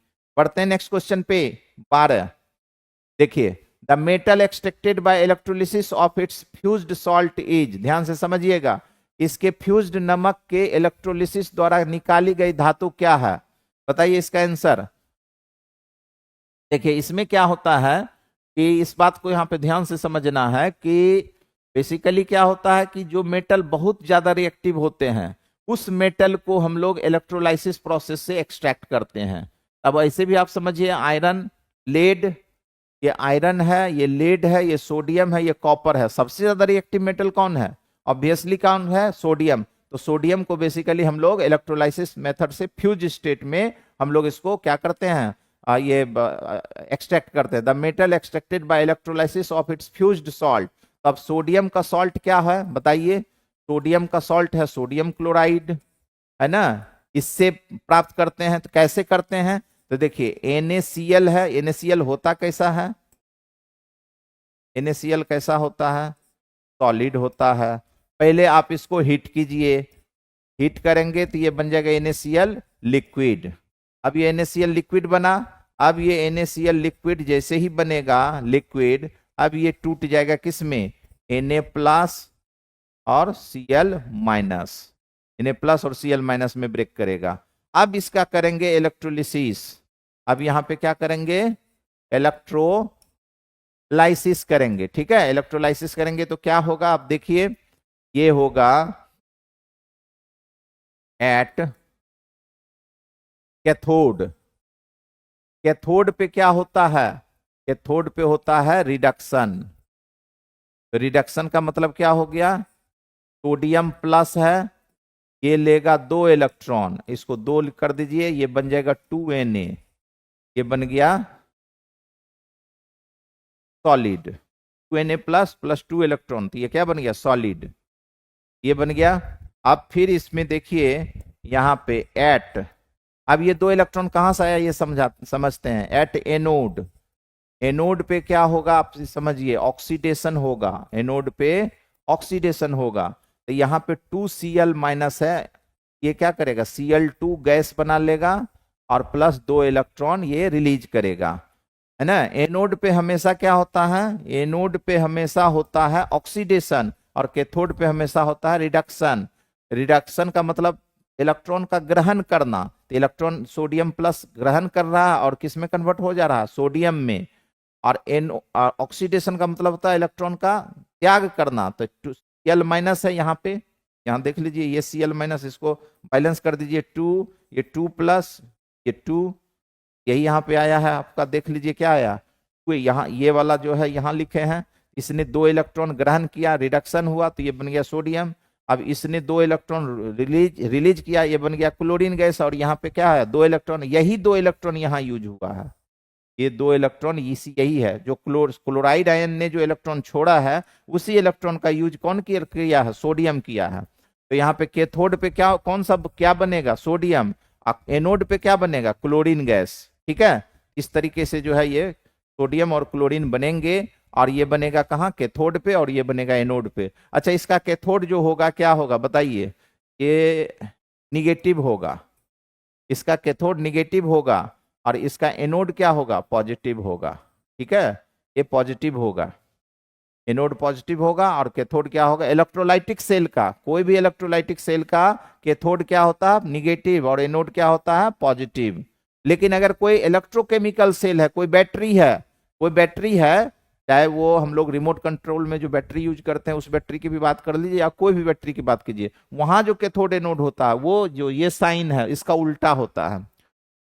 बैटरी का कैथोड पॉजिटिव होता है और एनोड निगेटिव होता है, जबकि इलेक्ट्रोलाइटिक सेल का कैथोड निगेटिव और ये पॉजिटिव होता है। मतलब ऐसे समझिए, बैटरी का कैथोड होता है पॉजिटिव और इलेक्ट्रोलाइटिक सेल का कैथोड होता है निगेटिव। इस बात को ध्यान से समझना, दोनों में रिवर्स होता है, कैथोड एनोड दोनों में होता है, लेकिन साइन जो होता है अलग अलग होता है। इस बात को आपको समझना है। तो ये हो गया, इसका आंसर क्या आ जाएगा, सोडियम, क्योंकि ये रिएक्टिव मेटल है। पहले इस सोडियम को लिया, सोडियम क्लोराइड को, इसको हिट किया, लिक्विड बना, लिक्विड से ये क्या दे दिया, कैटायन और एनायन, फिर इसका इलेक्ट्रोलिसिस किया, तो इस तरीके से हमारा बन गया सोडियम। पढ़ते हैं नेक्स्ट क्वेश्चन पे, 12 हो गया 13। देखिए नेक्स्ट क्वेश्चन पे, देखिए in the metallurgical extraction of zinc from ZnO the reducing agent used is, zinc oxide से जस्ता के धात्विकर्मीय निष्कर्षण में उपयोग किया जाने वाला अपचायक क्या है। मतलब अपचायक का मतलब क्या हो गया, रिड्यूसिंग एजेंट, आपसे पूछा जा रहा है। तो बेसिकली किससे हो रहा है, in the metallurgical extraction of zinc from zinc oxide, zinc oxide से आपको क्या बनाना है, बनाना है जिंक, और प्लस और भी कुछ बनेगा, और भी बनेगा प्लस। तो देखिए, तो कार्बन मोनोक्साइड लिख रहा है, sulphur dioxide, sulphur dioxide, carbon dioxide, nitric oxide, बताइए क्या आंसर होगा इसका। देखिए जिंक ऑक्साइड से ऑक्सीजन हटाना है, ऑक्सीजन का हटना क्या कहलाता है, रिडक्शन कहलाता है। यहाँ पे क्या चाहिए, कोई रिड्यूसिंग एजेंट चाहिए, और यहाँ जो बेसिकली हम लोग रिड्यूसिंग एजेंट लेते हैं वो कार्बन मोनोक्साइड होता है, और यहाँ पे ये क्या होता है, ये ऑक्सीजन इसके साथ चला आता है, और ये बन जाता है Zn। इसको हम लिखते हैं, थोड़ा यहाँ जगह कम हो गया, यहाँ पे नीचे लिखते हैं, यहाँ क्या हो जाएगा Zn, ये क्या होगा, बेटर है इसको हम मिटा ही दें, चलिए यहाँ लिख रहे हैं, ये क्या होगा, ये होगा Zn प्लस, क्या होगा, CO2, ये हो गया। तो यहाँ पे ये क्या है, ये है बेसिकली रिड्यूसिंग एजेंट, अवकारक है, ठीक है। तो जिंक ऑक्साइड से आपको क्या बनाना है, जिंक, तो क्या लिए हम यहाँ, रिड्यूसिंग एजेंट लिए, तो यहाँ पे क्या हो जाएगा, कार्बन, और ये क्या है, कार्बन मोनोक्साइड है। तो करेक्ट आंसर क्या हो जाएगा आपका, ए हो जाएगा, कार्बन मोनोक्साइड, यही होगा। सल्फर डाइऑक्साइड नहीं लेते हैं, कार्बन डाइऑक्साइड तो बनते हैं, लेते कहाँ हैं, नाइट्रिक ऑक्साइड भी नहीं होता, तो करेक्ट आंसर होगा कार्बन मोनोक्साइड। और आपको पता है ये कार्बन मोनोक्साइड जो गैस होते हैं, ये कैसा होता है, ये होता है पॉइजनस गैस होता है, डेडली पॉइजनस, बहुत ही अत्यंत जहरीली गैस होती है कार्बन मोनोक्साइड, ठीक है। तो इसका करेक्ट आंसर तो आपका हो चुका है, बढ़ते हैं इस पे। देखिए, अब देखिए मुकुल जी बड़े सीरियस, क्या हुआ, प्रियांश, मुकुल, Zn+CO2 नहीं, Zn+CO2 नहीं Mukul, Zn+CO, Mukul, Siddharth, Siddharth Kumar, sir batch लेने के लिए कोई कूपन कोड है क्या? देखिए कोई, अभी तो कुछ फेस्टिवल आया था ना, तो उसमें कूपन कोड आपको मिल जाता, बट अभी कूपन कोड है कि नहीं है सिद्धार्थ, आप थोड़ा एक बार बात कर लीजिएगा ऑफिस में। कुमार पंकज बी बता रहे हैं, रविकांत 14 का ए बता रहे हैं, कुछ लोग बी बता रहे हैं, सब लोग रिप्लाई कीजिए। और बिल्कुल आपको अपना एनर्जी और पैशन को रखना है मेंटेन, उत्साहित रहिए और पूरा एनर्जेटिक रहिए, और बीच में सेशन को कोई भी ड्रॉप नहीं करेंगे, शुरू किया है तो उसको लास्ट तक ले जाएंगे, ठीक है। तो बढ़ते हैं हम लोग इस क्वेश्चन पे, देखिए क्या करा, ये क्या करा, inner layer of blast furnace is made of, inner layer का मतलब समझ रहे हैं, जैसे ब्लास्ट फर्नेस के बारे में आपको क्या बताया कि ये इस तरह का जो होता है, एक बड़ा सा सिस्टम होता है, इतना यहाँ पे अलग अलग होता है, फिर इस तरह से यहाँ पे डाला जाता है, क्या डाला जाता है, ore plus coke plus calcium carbonate यानी लाइम स्टोन, ओर है, किसका ओर है, आयरन का, इसमें डाला जाता है, ठीक है, डालेंगे, ये जो है ब्लास्ट फर्नेस है, ब्लास्ट फर्नेस है, ये है ब्लास्ट फर्नेस, इसमें डाला जाता है। तो अब क्या करा, अब यहाँ पे क्या पूछ रहा है, क्वेश्चन करा inner layer of blast furnace, यहाँ पे तो यहाँ क्या होता है, लिक्विड स्टेट में आयरन क्या निकलता है, आयरन होता है लिक्विड स्टेट में निकलता है, यहां से बाहर आता है, इधर से बाहर आता है आयरन लिक्विड में, ठीक है। तो यहाँ पे ये बोल रहा है कि यहाँ इसके अंदर बहुत हाई टेम्परेचर होता है, यहाँ जो बोल रहा है इसका जो लाइनिंग है, बेटर है हम इससे लिखें, ये बोल रहा है कि इसका जो लाइनिंग है, यानी ये इस तरह से ऐसे लाइनिंग है, या ये भी तो किसी मटेरियल का बना होगा ना, क्योंकि ये उतने हाई टेम्परेचर को क्या करता है, टॉलरेट करता है, इसके अंदर का जो बनावट है वो क्या, वही होगा इनर लाइनिंग, इनर लेयर, या इनर लाइनिंग बोलिए या इनर लेयर बोलिए, ब्लास्ट फर्नेस का किसका बना होता है, क्योंकि यहाँ बहुत ही हाई टेम्परेचर होते हैं, क्या होता है, हाई टेम्परेचर, उच्च ताप होता है, यहाँ पे बहुत ज्यादा उच्च ताप होता है, तो यहाँ पे क्या होगा, ग्रेफाइट ब्रिक बोल रहा है, आंसर आपका देख लेते हैं, रवि का सी बता रहे हैं आप, फायर क्ले ब्रिक्स सी बता रहे हैं, और लोग बताइए, रविकांत बी बता रहे हैं, प्रवीण बी बता रहे हैं, 14 का बी, प्रवीण कुमार पंकज बी बता रहे हैं, सिद्धार्थ, हाँ ये तो मैंने आपको बता दिया। अब यहाँ पे देखिए, यहाँ पे बहुत बहुत हाई टेम्परेचर होता है, तो यहाँ पे जब आयरन यहाँ पे हो जाता है पानी पानी, तो आप समझिए आयरन का तो आप इसको नहीं बना सकते हैं, आयरन तो खुद यहाँ लिक्विड पानी की तरह यहाँ पे तैरता है, इधर तैरते हुए निकलता, फ्लो होता है पानी की तरह आयरन, पर आयरन का मेल्टिंग पॉइंट कितना होता है, 1500, लगभग 1560 डिग्री सेंटीग्रेड के लगभग होता है, 1560 1575 के करीब करीब, 1500 और 1500 के करीब करीब आयरन का होता है, तो इसमें टेम्परेचर जो होता है वो 3000 डिग्री सेंटीग्रेड से भी ऊपर तक रहता है, तो आप समझिए आयरन की क्या औकात है। यहाँ पे जरूर कोई ना कोई ऐसा मटेरियल लेंगे जिसका मेल्टिंग पॉइंट जो होगा 3000 से भी ज्यादा हो, तो है ना, तो बहुत हाई मेल्टिंग पॉइंट वाले आप मटेरियल का ब्रिक होगा, तो वो बेसिकली होता है ये फायर क्ले ब्रिक, है ना, फायर क्ले ब्रिक होता है, ये बेसिकली क्या होता है, फायर क्ले मतलब ये क्ले है एक तरह का, जो है चीनी मिट्टी समझिए, और ये क्ले जो है स्पेशली जो होता है इसी के लाइनिंग को या इसी के इनर लेयर को बनाने के लिए यूज होता है, ठीक है, ये होता है फायर क्ले ब्रिक। और इसको एक और नाम से जाना जाता है, इसको बोलते हैं refractories material, refractories refractories material, इसको रिफ्रैक्टरीज मटेरियल भी बोला जाता है, चाहे आप फायर क्ले ब्रिक बोलिए या, बट ये ब्रिक का जो को हम लोग क्या बोलते हैं, फायर क्ले को, जो फायर प्रूफ होता है, रिफ्रैक्टरीज मटेरियल भी बोलते हैं।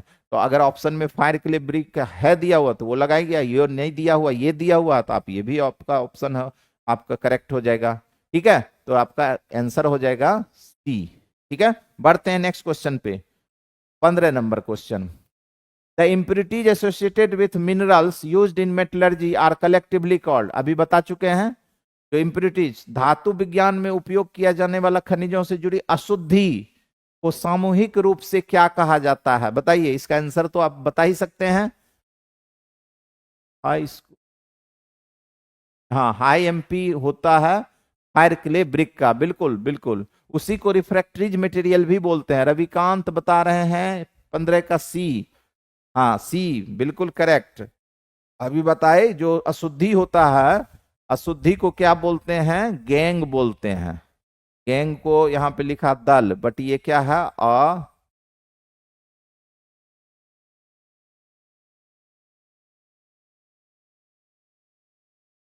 अशुद्धि बोलते हैं इसको। और इसमें क्या मिलाए, इसमें मिलाए देखिए क्या, FLUX, FLUX क्या हो गया, FLUX हो गया आपका, देखिए तो लक्स है, F के साथ लक्स है, तो ये क्या है, साफ करने वाला, कचरा साफ करने वाला मटेरियल है, कचरा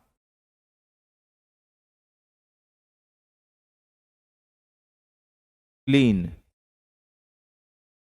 करने वाला साबुन कहिए, फ्लक्स है, फ्लक्स में लक्स है, तो ये है। अब ये दोनों आपस में रिएक्शन कर लेगा तो क्या बनाएगा, स्लैग बनाएगा, स्लैग। इसको जरूर से जरूर आप ध्यान में रखिएगा, पूछा जाता है इसको, स्लैग गैंग फ्लक्स क्या है, तो इसका करेक्ट आंसर हो गया फ्लक्स। स्लैग क्या हो गया, स्लैग हो गया gangue plus flux is equal to slag. अब फ्लक्स क्या हो गया, ये एक एडिटिव सबस्टांस है, इसको मिलाया जाता है ऊपर से, जो अशुद्धि को उसके साथ रिएक्शन करके स्लैग बना लेता, तो फ्लक्स भी बता दिया। और क्या होता है, और जो होते हैं मिनरल्स होते हैं, ठीक है, सभी ओर्स मिनरल्स होते हैं, बट सभी मिनरल्स ओर्स नहीं होते हैं। ठीक है, तो ओर्स तो आपको पता ही है क्या है। बढ़ते हैं नेक्स्ट क्वेश्चन 15 के बाद 16 पे। देखिए, हेमेटाइट से लोहे के निर्माण में चूने का कार्य, चूने का कार्य पत्थर इस प्रकार है, चूने पत्थर का कार्य इस प्रकार है, ये होना चाहिए। देखिए, in the manufacture of iron from haematite the function of limestone is, limestone का क्या काम है, तो लाइमस्टोन का काम है वो बताए कि एक्स्ट्रा ऊपर से मिलाया जाता है, तो वो क्या है, फ्लक्स है, वो क्या है, फ्लक्स है। ये फ्लक्स क्या है, यहाँ पे CaCO3, ये फ्लक्स है, ये इम्प्योरिटीज के साथ मिलता है, तो वो इम्प्योरिटी अशुद्धि के साथ मिलके वो किस में बदल जाता है, स्लैग में बदलता है। ठीक है, रिड्यूसिंग एजेंट तो नहीं है, कैल्शियम कार्बोनेट फ्लक्स है। अब फ्लक्स जब उस अशुद्धि से रिएक्ट करता तो स्लैग बनता है, गैंग भी नहीं है, गैंग तो अशुद्धि को बोलते हैं। अब फ्लक्स स्लैग क्या होता है, जब दोनों अशुद्धि यानी गैंग और फ्लक्स मिलता है तो स्लैग बनता है, तो करेक्ट आंसर आपका बी। इसके सारे टर्म्स आपको क्लियर हो गए। बढ़ते हैं नेक्स्ट क्वेश्चन पे, ये तो क्लियर है। अच्छा, एक चीज यहाँ पे कभी पूछा जाता है, ये कैल्शियम कार्बोनेट जो है ये कैसा फ्लक्स है। अब ये फ्लक्स जो होता है ना, एसिडिक फ्लक्स होता है, बेसिक फ्लक्स होता है, न्यूट्रल फ्लक्स होता है। ये बेसिक, ये क्या है, बेसिक फ्लक्स है, ये भी कभी पूछता है। ये क्या है, बेसिक फ्लक्स है। क्यों है बेसिक फ्लक्स, इसलिए है ये बेसिक फ्लक्स, इसलिए कि देखिए ये कैल्शियम कार्बोनेट कैसे बनता है, कैल्शियम हाइड्रोक्साइड से और कार्बोनिक एसिड के रिएक्शन से बनता है। तो ये क्या है, बेसिकली ये है स्ट्रॉन्ग बेस है, स्ट्रॉन्ग बेस है, और ये क्या है, वीक एसिड है, ये क्या है, वीक एसिड है। ठीक है, तो ये जो सॉल्ट बना है स्ट्रॉन्ग बेस और वीक एसिड के मिलने से बना है ये सॉल्ट, इसीलिए ये क्या है, बेसिक नेचर है इस फ्लक्स का। जो जो इसमें स्ट्रॉन्ग है उसी का नेचर इसमें आएगा। ये तो कार्बोनेट कहाँ से आया, वीक एसिड से आया है, ये कार्बोनेट कहाँ से आया है, वीक एसिड से आया, तो इसका प्रभाव नहीं रहेगा। ये कैल्शियम कहाँ से आया, स्ट्रॉन्ग बेस से आया है, इसलिए इसका प्रभाव है। ये basic salt, sorry basic flux है। न्यूट्रल फ्लक्स भी होते हैं, एसिडिक फ्लक्स भी होते हैं। ठीक है, 17 पे आ जाइए। The most abundant metal in the earth crust is, पृथ्वी की पपड़ी में सबसे प्रचुर मात्रा में कौन सी धातु पाई जाती है, बताइए। ये वो, हाँ, कैल्शियम सिलिकेट, सही बोल रहे हैं, है ना, calcium oxide plus SiO2, calcium silicate बना लेते हैं। रविकांत बता रहे हैं 17 का सी, मुकुल 17 का सी बता रहे हैं, बिल्कुल। ये सबसे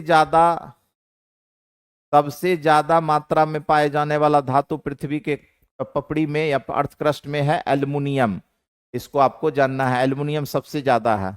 और अगर आपसे पूछा जाएगा पृथ्वी पे पाए जाने वाला सबसे प्रचुर मात्रा में पाए जाने वाला कार्बनिक यौगिक क्या है या ऑर्गेनिक कंपाउंड क्या है, तो आंसर क्या होगा, बताइए। कमेंट में आंसर बताइए।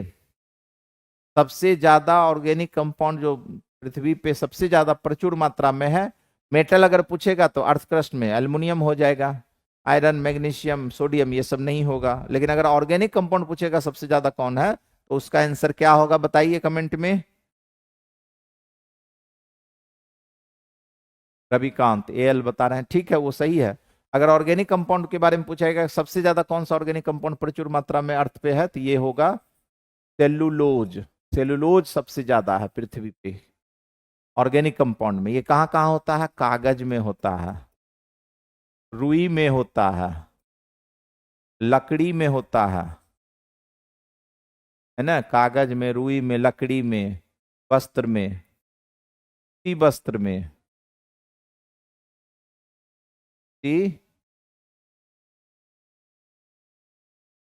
वस्त्र में, इन सभी जगहों पे ये होता है सेलुलोज। अब बढ़ते हैं next question 18। The molecular formula of cryolite, cryolite का आणविक सूत्र क्या है, बताइए जरा, बताइए। कनक 18 का बी बता रहे हैं, और मधु त्रिपाठी बहुत, मधु बता रही है, मुकुल बता रही है सर नेचुरल पॉलीमर, हाँ नेचुरल पॉलीमर है Mukul.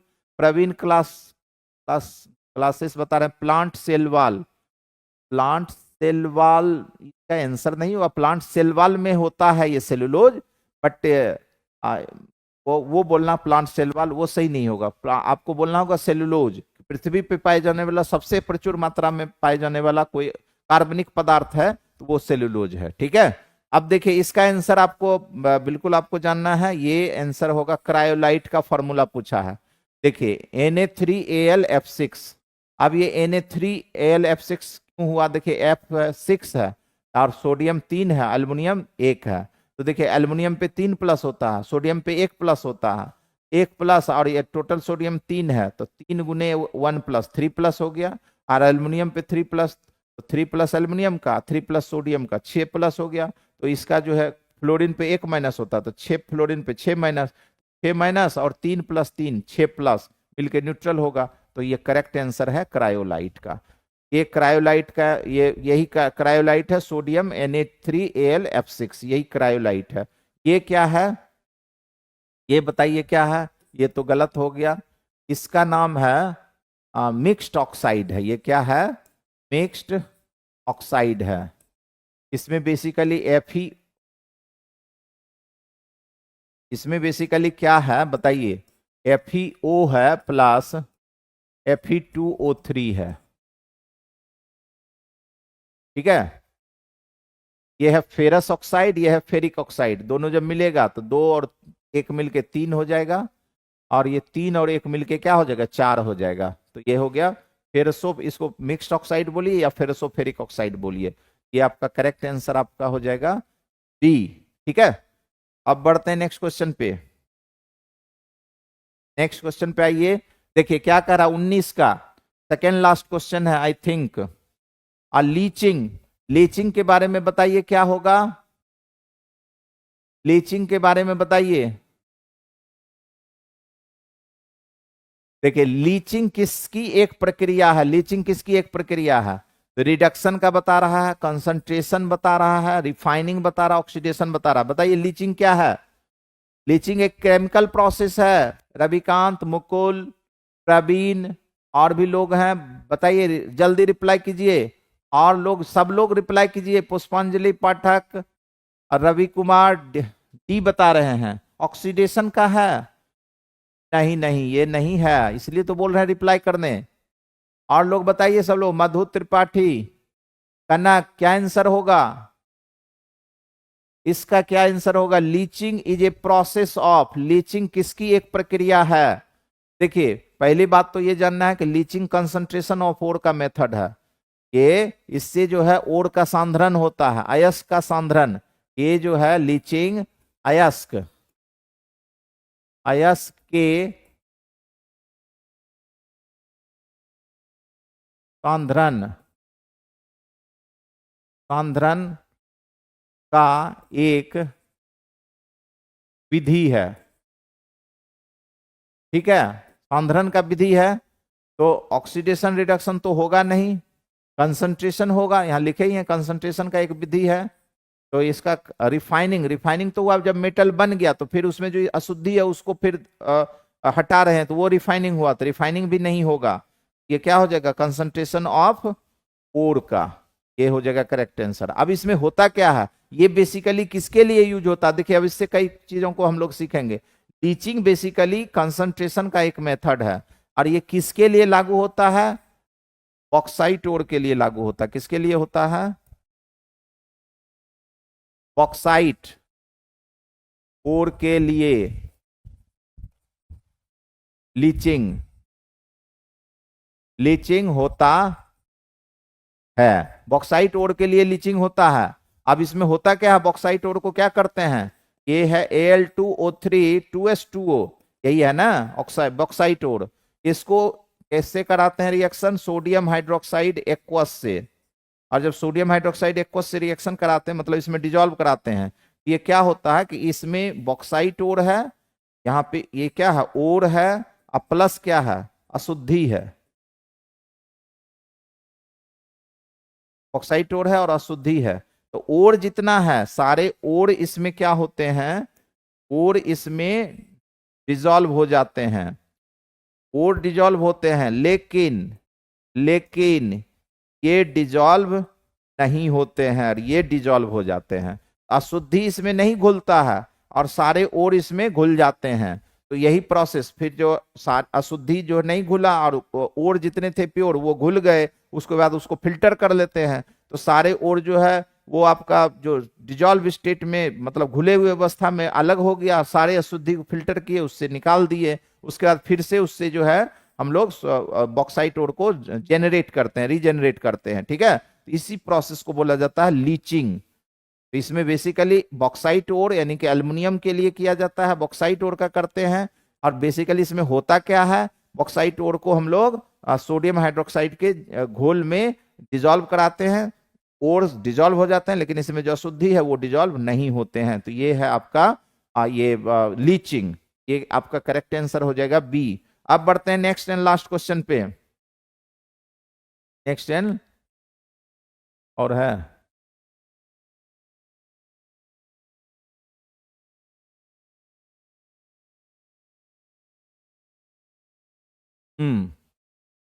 Next and last question पे आइए, बताइए इसका क्या होगा? नाइस सेशन बता रहे हैं प्रवीण क्लासेस, अभी है एक क्वेश्चन, और इसके बाद फिर हम लोग जो है ये करेंगे। चलिए, अच्छा लगा आपको सेशन तो बहुत अच्छी बात है। मधु त्रिपाठी सर, कल के प्रैक्टिस का टॉपिक बता दीजिए।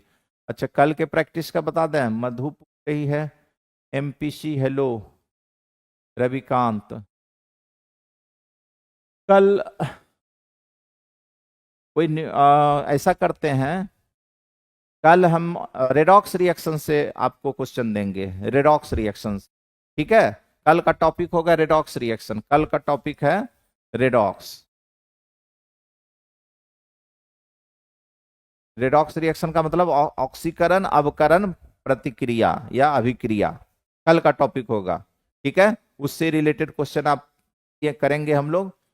और अब पहले इस क्वेश्चन को देख लेते हैं। और मैंने आपको बताया ही है कि बीपीएससी टीआरई 4.0 के लिए जो बच्चे बैच तलाश कर रहे थे, वो बैच आपका स्टार्ट हो चुका है, ऑनलाइन और ऑफलाइन दोनों। और जिन बच्चों का बेसिक मतलब कुछ वीक है, बेसिक वीक है, वो बच्चे उस बैच से जो है काफी अपने यानी बेसिक को मजबूत कर सकते हैं और पूरे सिलेबस को रिवाइज कर सकते हैं, तो उससे आपको बहुत बेनिफिट होगा। उसमें स्टार्ट हो चुका है ऑनलाइन भी ऑफलाइन। अगर ऑनलाइन अगर ऑफलाइन पॉसिबल है तो ऑफलाइन बेटर होगा, अगर नहीं पॉसिबल है तो ऑनलाइन आप कर सकते हैं। और बाकी एस्टेट के लिए तो आपका क्वेश्चन सेशन चल ही रहा है, और जैसे ही डेट पब्लिश हो जाएगा तो थोड़ा इसको और भी हम लोग बढ़ाने का काम करेंगे। ऐसे अभी भी आपका चल रहा है, अच्छे तरीके से चल रहा है, और आपको ज्यादा से ज्यादा बेनिफिट भी हो रहा है। सर बिहार स्टेट होगा क्या? बिल्कुल होगा कनक।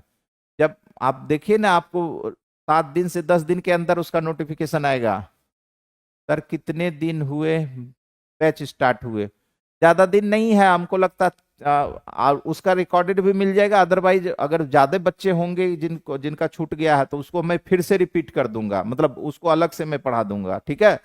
और अगर पॉसिबल है तो वीडियो लेक्चर जो है उससे अगर हो सकता है तो उससे आप कर सकते हैं, मधु और कनक, या जिन लोगों को भी है। तो मैं आपको बार बार यही बात बोलूंगा कि उसमें मैंने चैप्टर को शुरू किया है, ठीक है। आज मैंने उसमें ग्रिग्नार्ड रिएजेंट पढ़ाया है आज, और इससे पहले मैंने कोऑर्डिनेशन कंपाउंड पढ़ाया है, ठीक है। उस सब के वीडियो लेक्चर अवेलेबल है, लेकिन अगर बच्चे उसमें कन्वर्ट होते हैं, आते हैं, तो फिर से मैं उसको पढ़ाऊंगा, लेकिन उसको अलग करके बढ़ा के फिर उसमें आपको जो चीज छूटा, ज्यादा नहीं कुछ छूटा, 3-4 दिन क्लास उसमें हुआ है, ज्यादा नहीं छूटा है। और जो छूटा है उसको आपको कवर कराने की जिम्मेदारी हमारी है, वो मैं आपको A to Z कवर करा दूंगा। इसलिए उस बेस से आपको ज्यादा से ज्यादा बेनिफिट होगा, क्योंकि उसमें चैप्टर वाइज मैं कंटेंट डिलीवर करूंगा, ईच एंड एवरी पॉइंट को क्लियर करूंगा, थ्योरी सिखाऊंगा, क्वेश्चन सिखाऊंगा, सब कुछ उसमें होगा। ये तो क्वेश्चन सेशन है, इससे रिविजन होगा, कम समय में आप पूरे सिलेबस को, चैप्टर को रिवाइज कर पाएंगे। ये वो सेशन है, चूंकि इसमें टाइम कम मिलेगा, कम है, इसीलिए मैं आपको ये बता रहा हूँ। ग्रिग्नार्ड रिएजेंट फॉर्मल्डिहाइड से 1 degree alcohol, other aldehyde 2 degree. हाँ बिल्कुल, आज ही पढ़ाए हैं इसको। अब बताइए, अच्छा मुकुल, आप तो ये क्वेश्चन पूछ रहे हैं, ग्रिग्नार्ड रिएजेंट CO2 से रिएक्शन होगा करेगा, कार्बन डाइऑक्साइड से तो क्या प्रोडक्ट होगा? आप बताइए। आप ऐसे सही आप बता रहे हैं, मतलब आपका नॉलेज ठीक है, आई अप्रिशिएट योर नॉलेज, ठीक है मुकुल। बट मैं आपसे एक क्वेश्चन पूछ रहा हूँ, ग्रिग्नार्ड रिएजेंट का रिएक्शन CO2 से होगा, तुरंत बताइए। ग्रिग्नार्ड रिएजेंट RMGX, बिल्कुल आज ही पढ़ाए हैं उसमें BPSC TRE 4.0 के बैच में, ठीक है।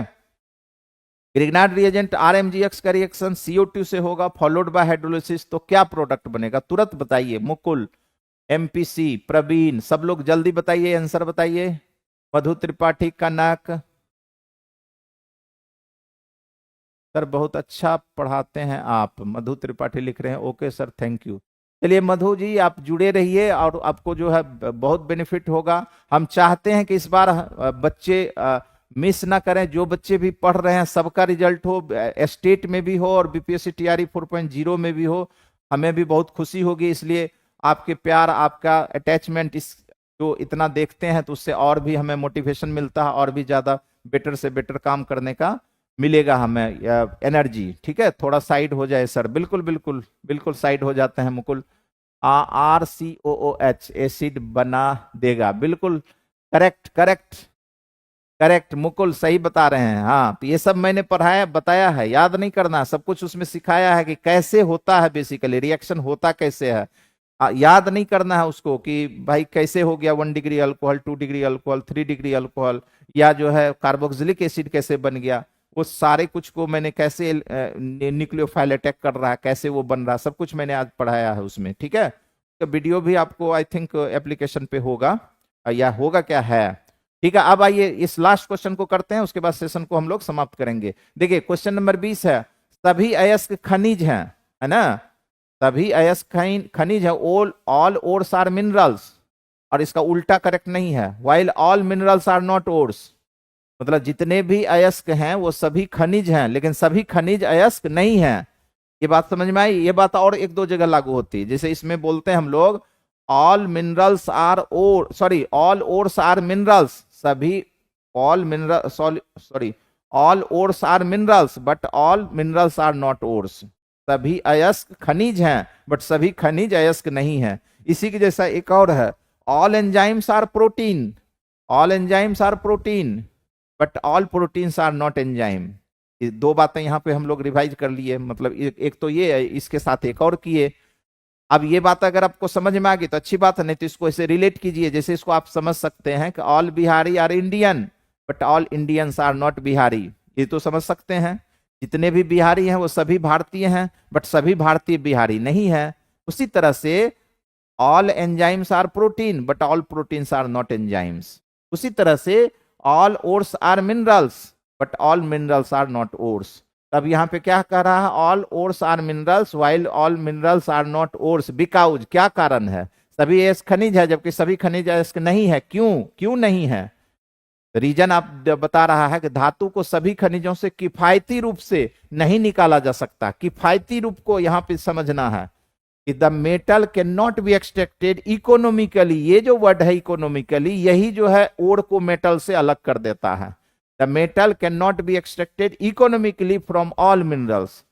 मिनरल से आप निकाल सकते हो, लेकिन उस मिनरल को ओर बोलेंगे जिस मिनरल से, उस मिनरल को ओर बोलेंगे जिससे हम इकोनॉमिकली आर्थिक रूप से मतलब कम कॉस्ट पे मेटल को अलग कर लें, कम कॉस्ट पे, तो उस मिनरल को ओर बोला जाएगा। जिसमें कॉस्ट ज्यादा जाएगा, ज्यादा पैसा खर्च होगा निकालने में, तो वो मिनरल्स जो है ओर नहीं कहे जाएंगे, वो मिनरल्स कहे जाएंगे। ठीक है, तो इसका करेक्ट आंसर आपका यही होगा।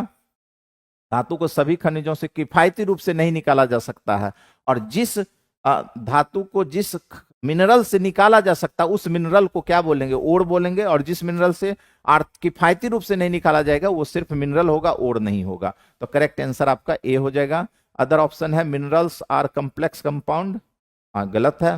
मिनरल्स आर कम्प्लेक्स, मिनरल तो ओर के जैसा ही होता है, बट होता क्या है, मिनरल्स में मेटल का परसेंटेज कम होता है, less percentage of metal is present in minerals, इसीलिए कॉस्ट ज्यादा हो जाता है। The minerals are obtained from mines, minerals और ओर दोनों ही माइंस से ही ऑब्टेन होते, दोनों खनिज खानों से प्राप्त होते हैं, करेक्ट है। लेकिन मिनरल क्या ओर भी होते हैं, बट इसके लिए ये जो पूछ रहा है उसके लिए करेक्ट नहीं है। All of these are correct, नहीं सभी करेक्ट नहीं, सिर्फ और सिर्फ ये करेक्ट है। ठीक है, तो ये चीज हो गया। अब बढ़ते हैं, अब तो ये हो चुका है और देख लेते हैं, अब तो क्वेश्चन शायद नहीं है, अब तो ये बैच के बारे में है। हालांकि ये आपका जो हो गया यहाँ पे आपका देखिए यहाँ है, ये बैच आपका चल रहा है, जो बैच अभी आपका हो रहा है, ये बैच में ऑनलाइन और ऑफलाइन दोनों है। ये बैच आपका रिवीजन के लिए है ना। ये बेसिक अगर कमजोर है और उसको थोड़ा स्ट्रॉन्ग करना चाह रहे हैं तो आपको ये चैप्टर वाइज जो कंटेंट शुरू हुआ है इसको आप कर सकते हैं। ठीक है ना, ये चीज हो गया। तो ये बैच आपका चल ही रहा है, और ये बैच तो आपका अभी हम ले रहे हैं। ठीक है, और इसमें तो आपको यहाँ से हम लोग शुरू किए थे इलेक्ट्रॉन से, और लास्ट तक हम लोग कहाँ पहुँच गए, यहाँ तक आ गए। यहाँ देखिए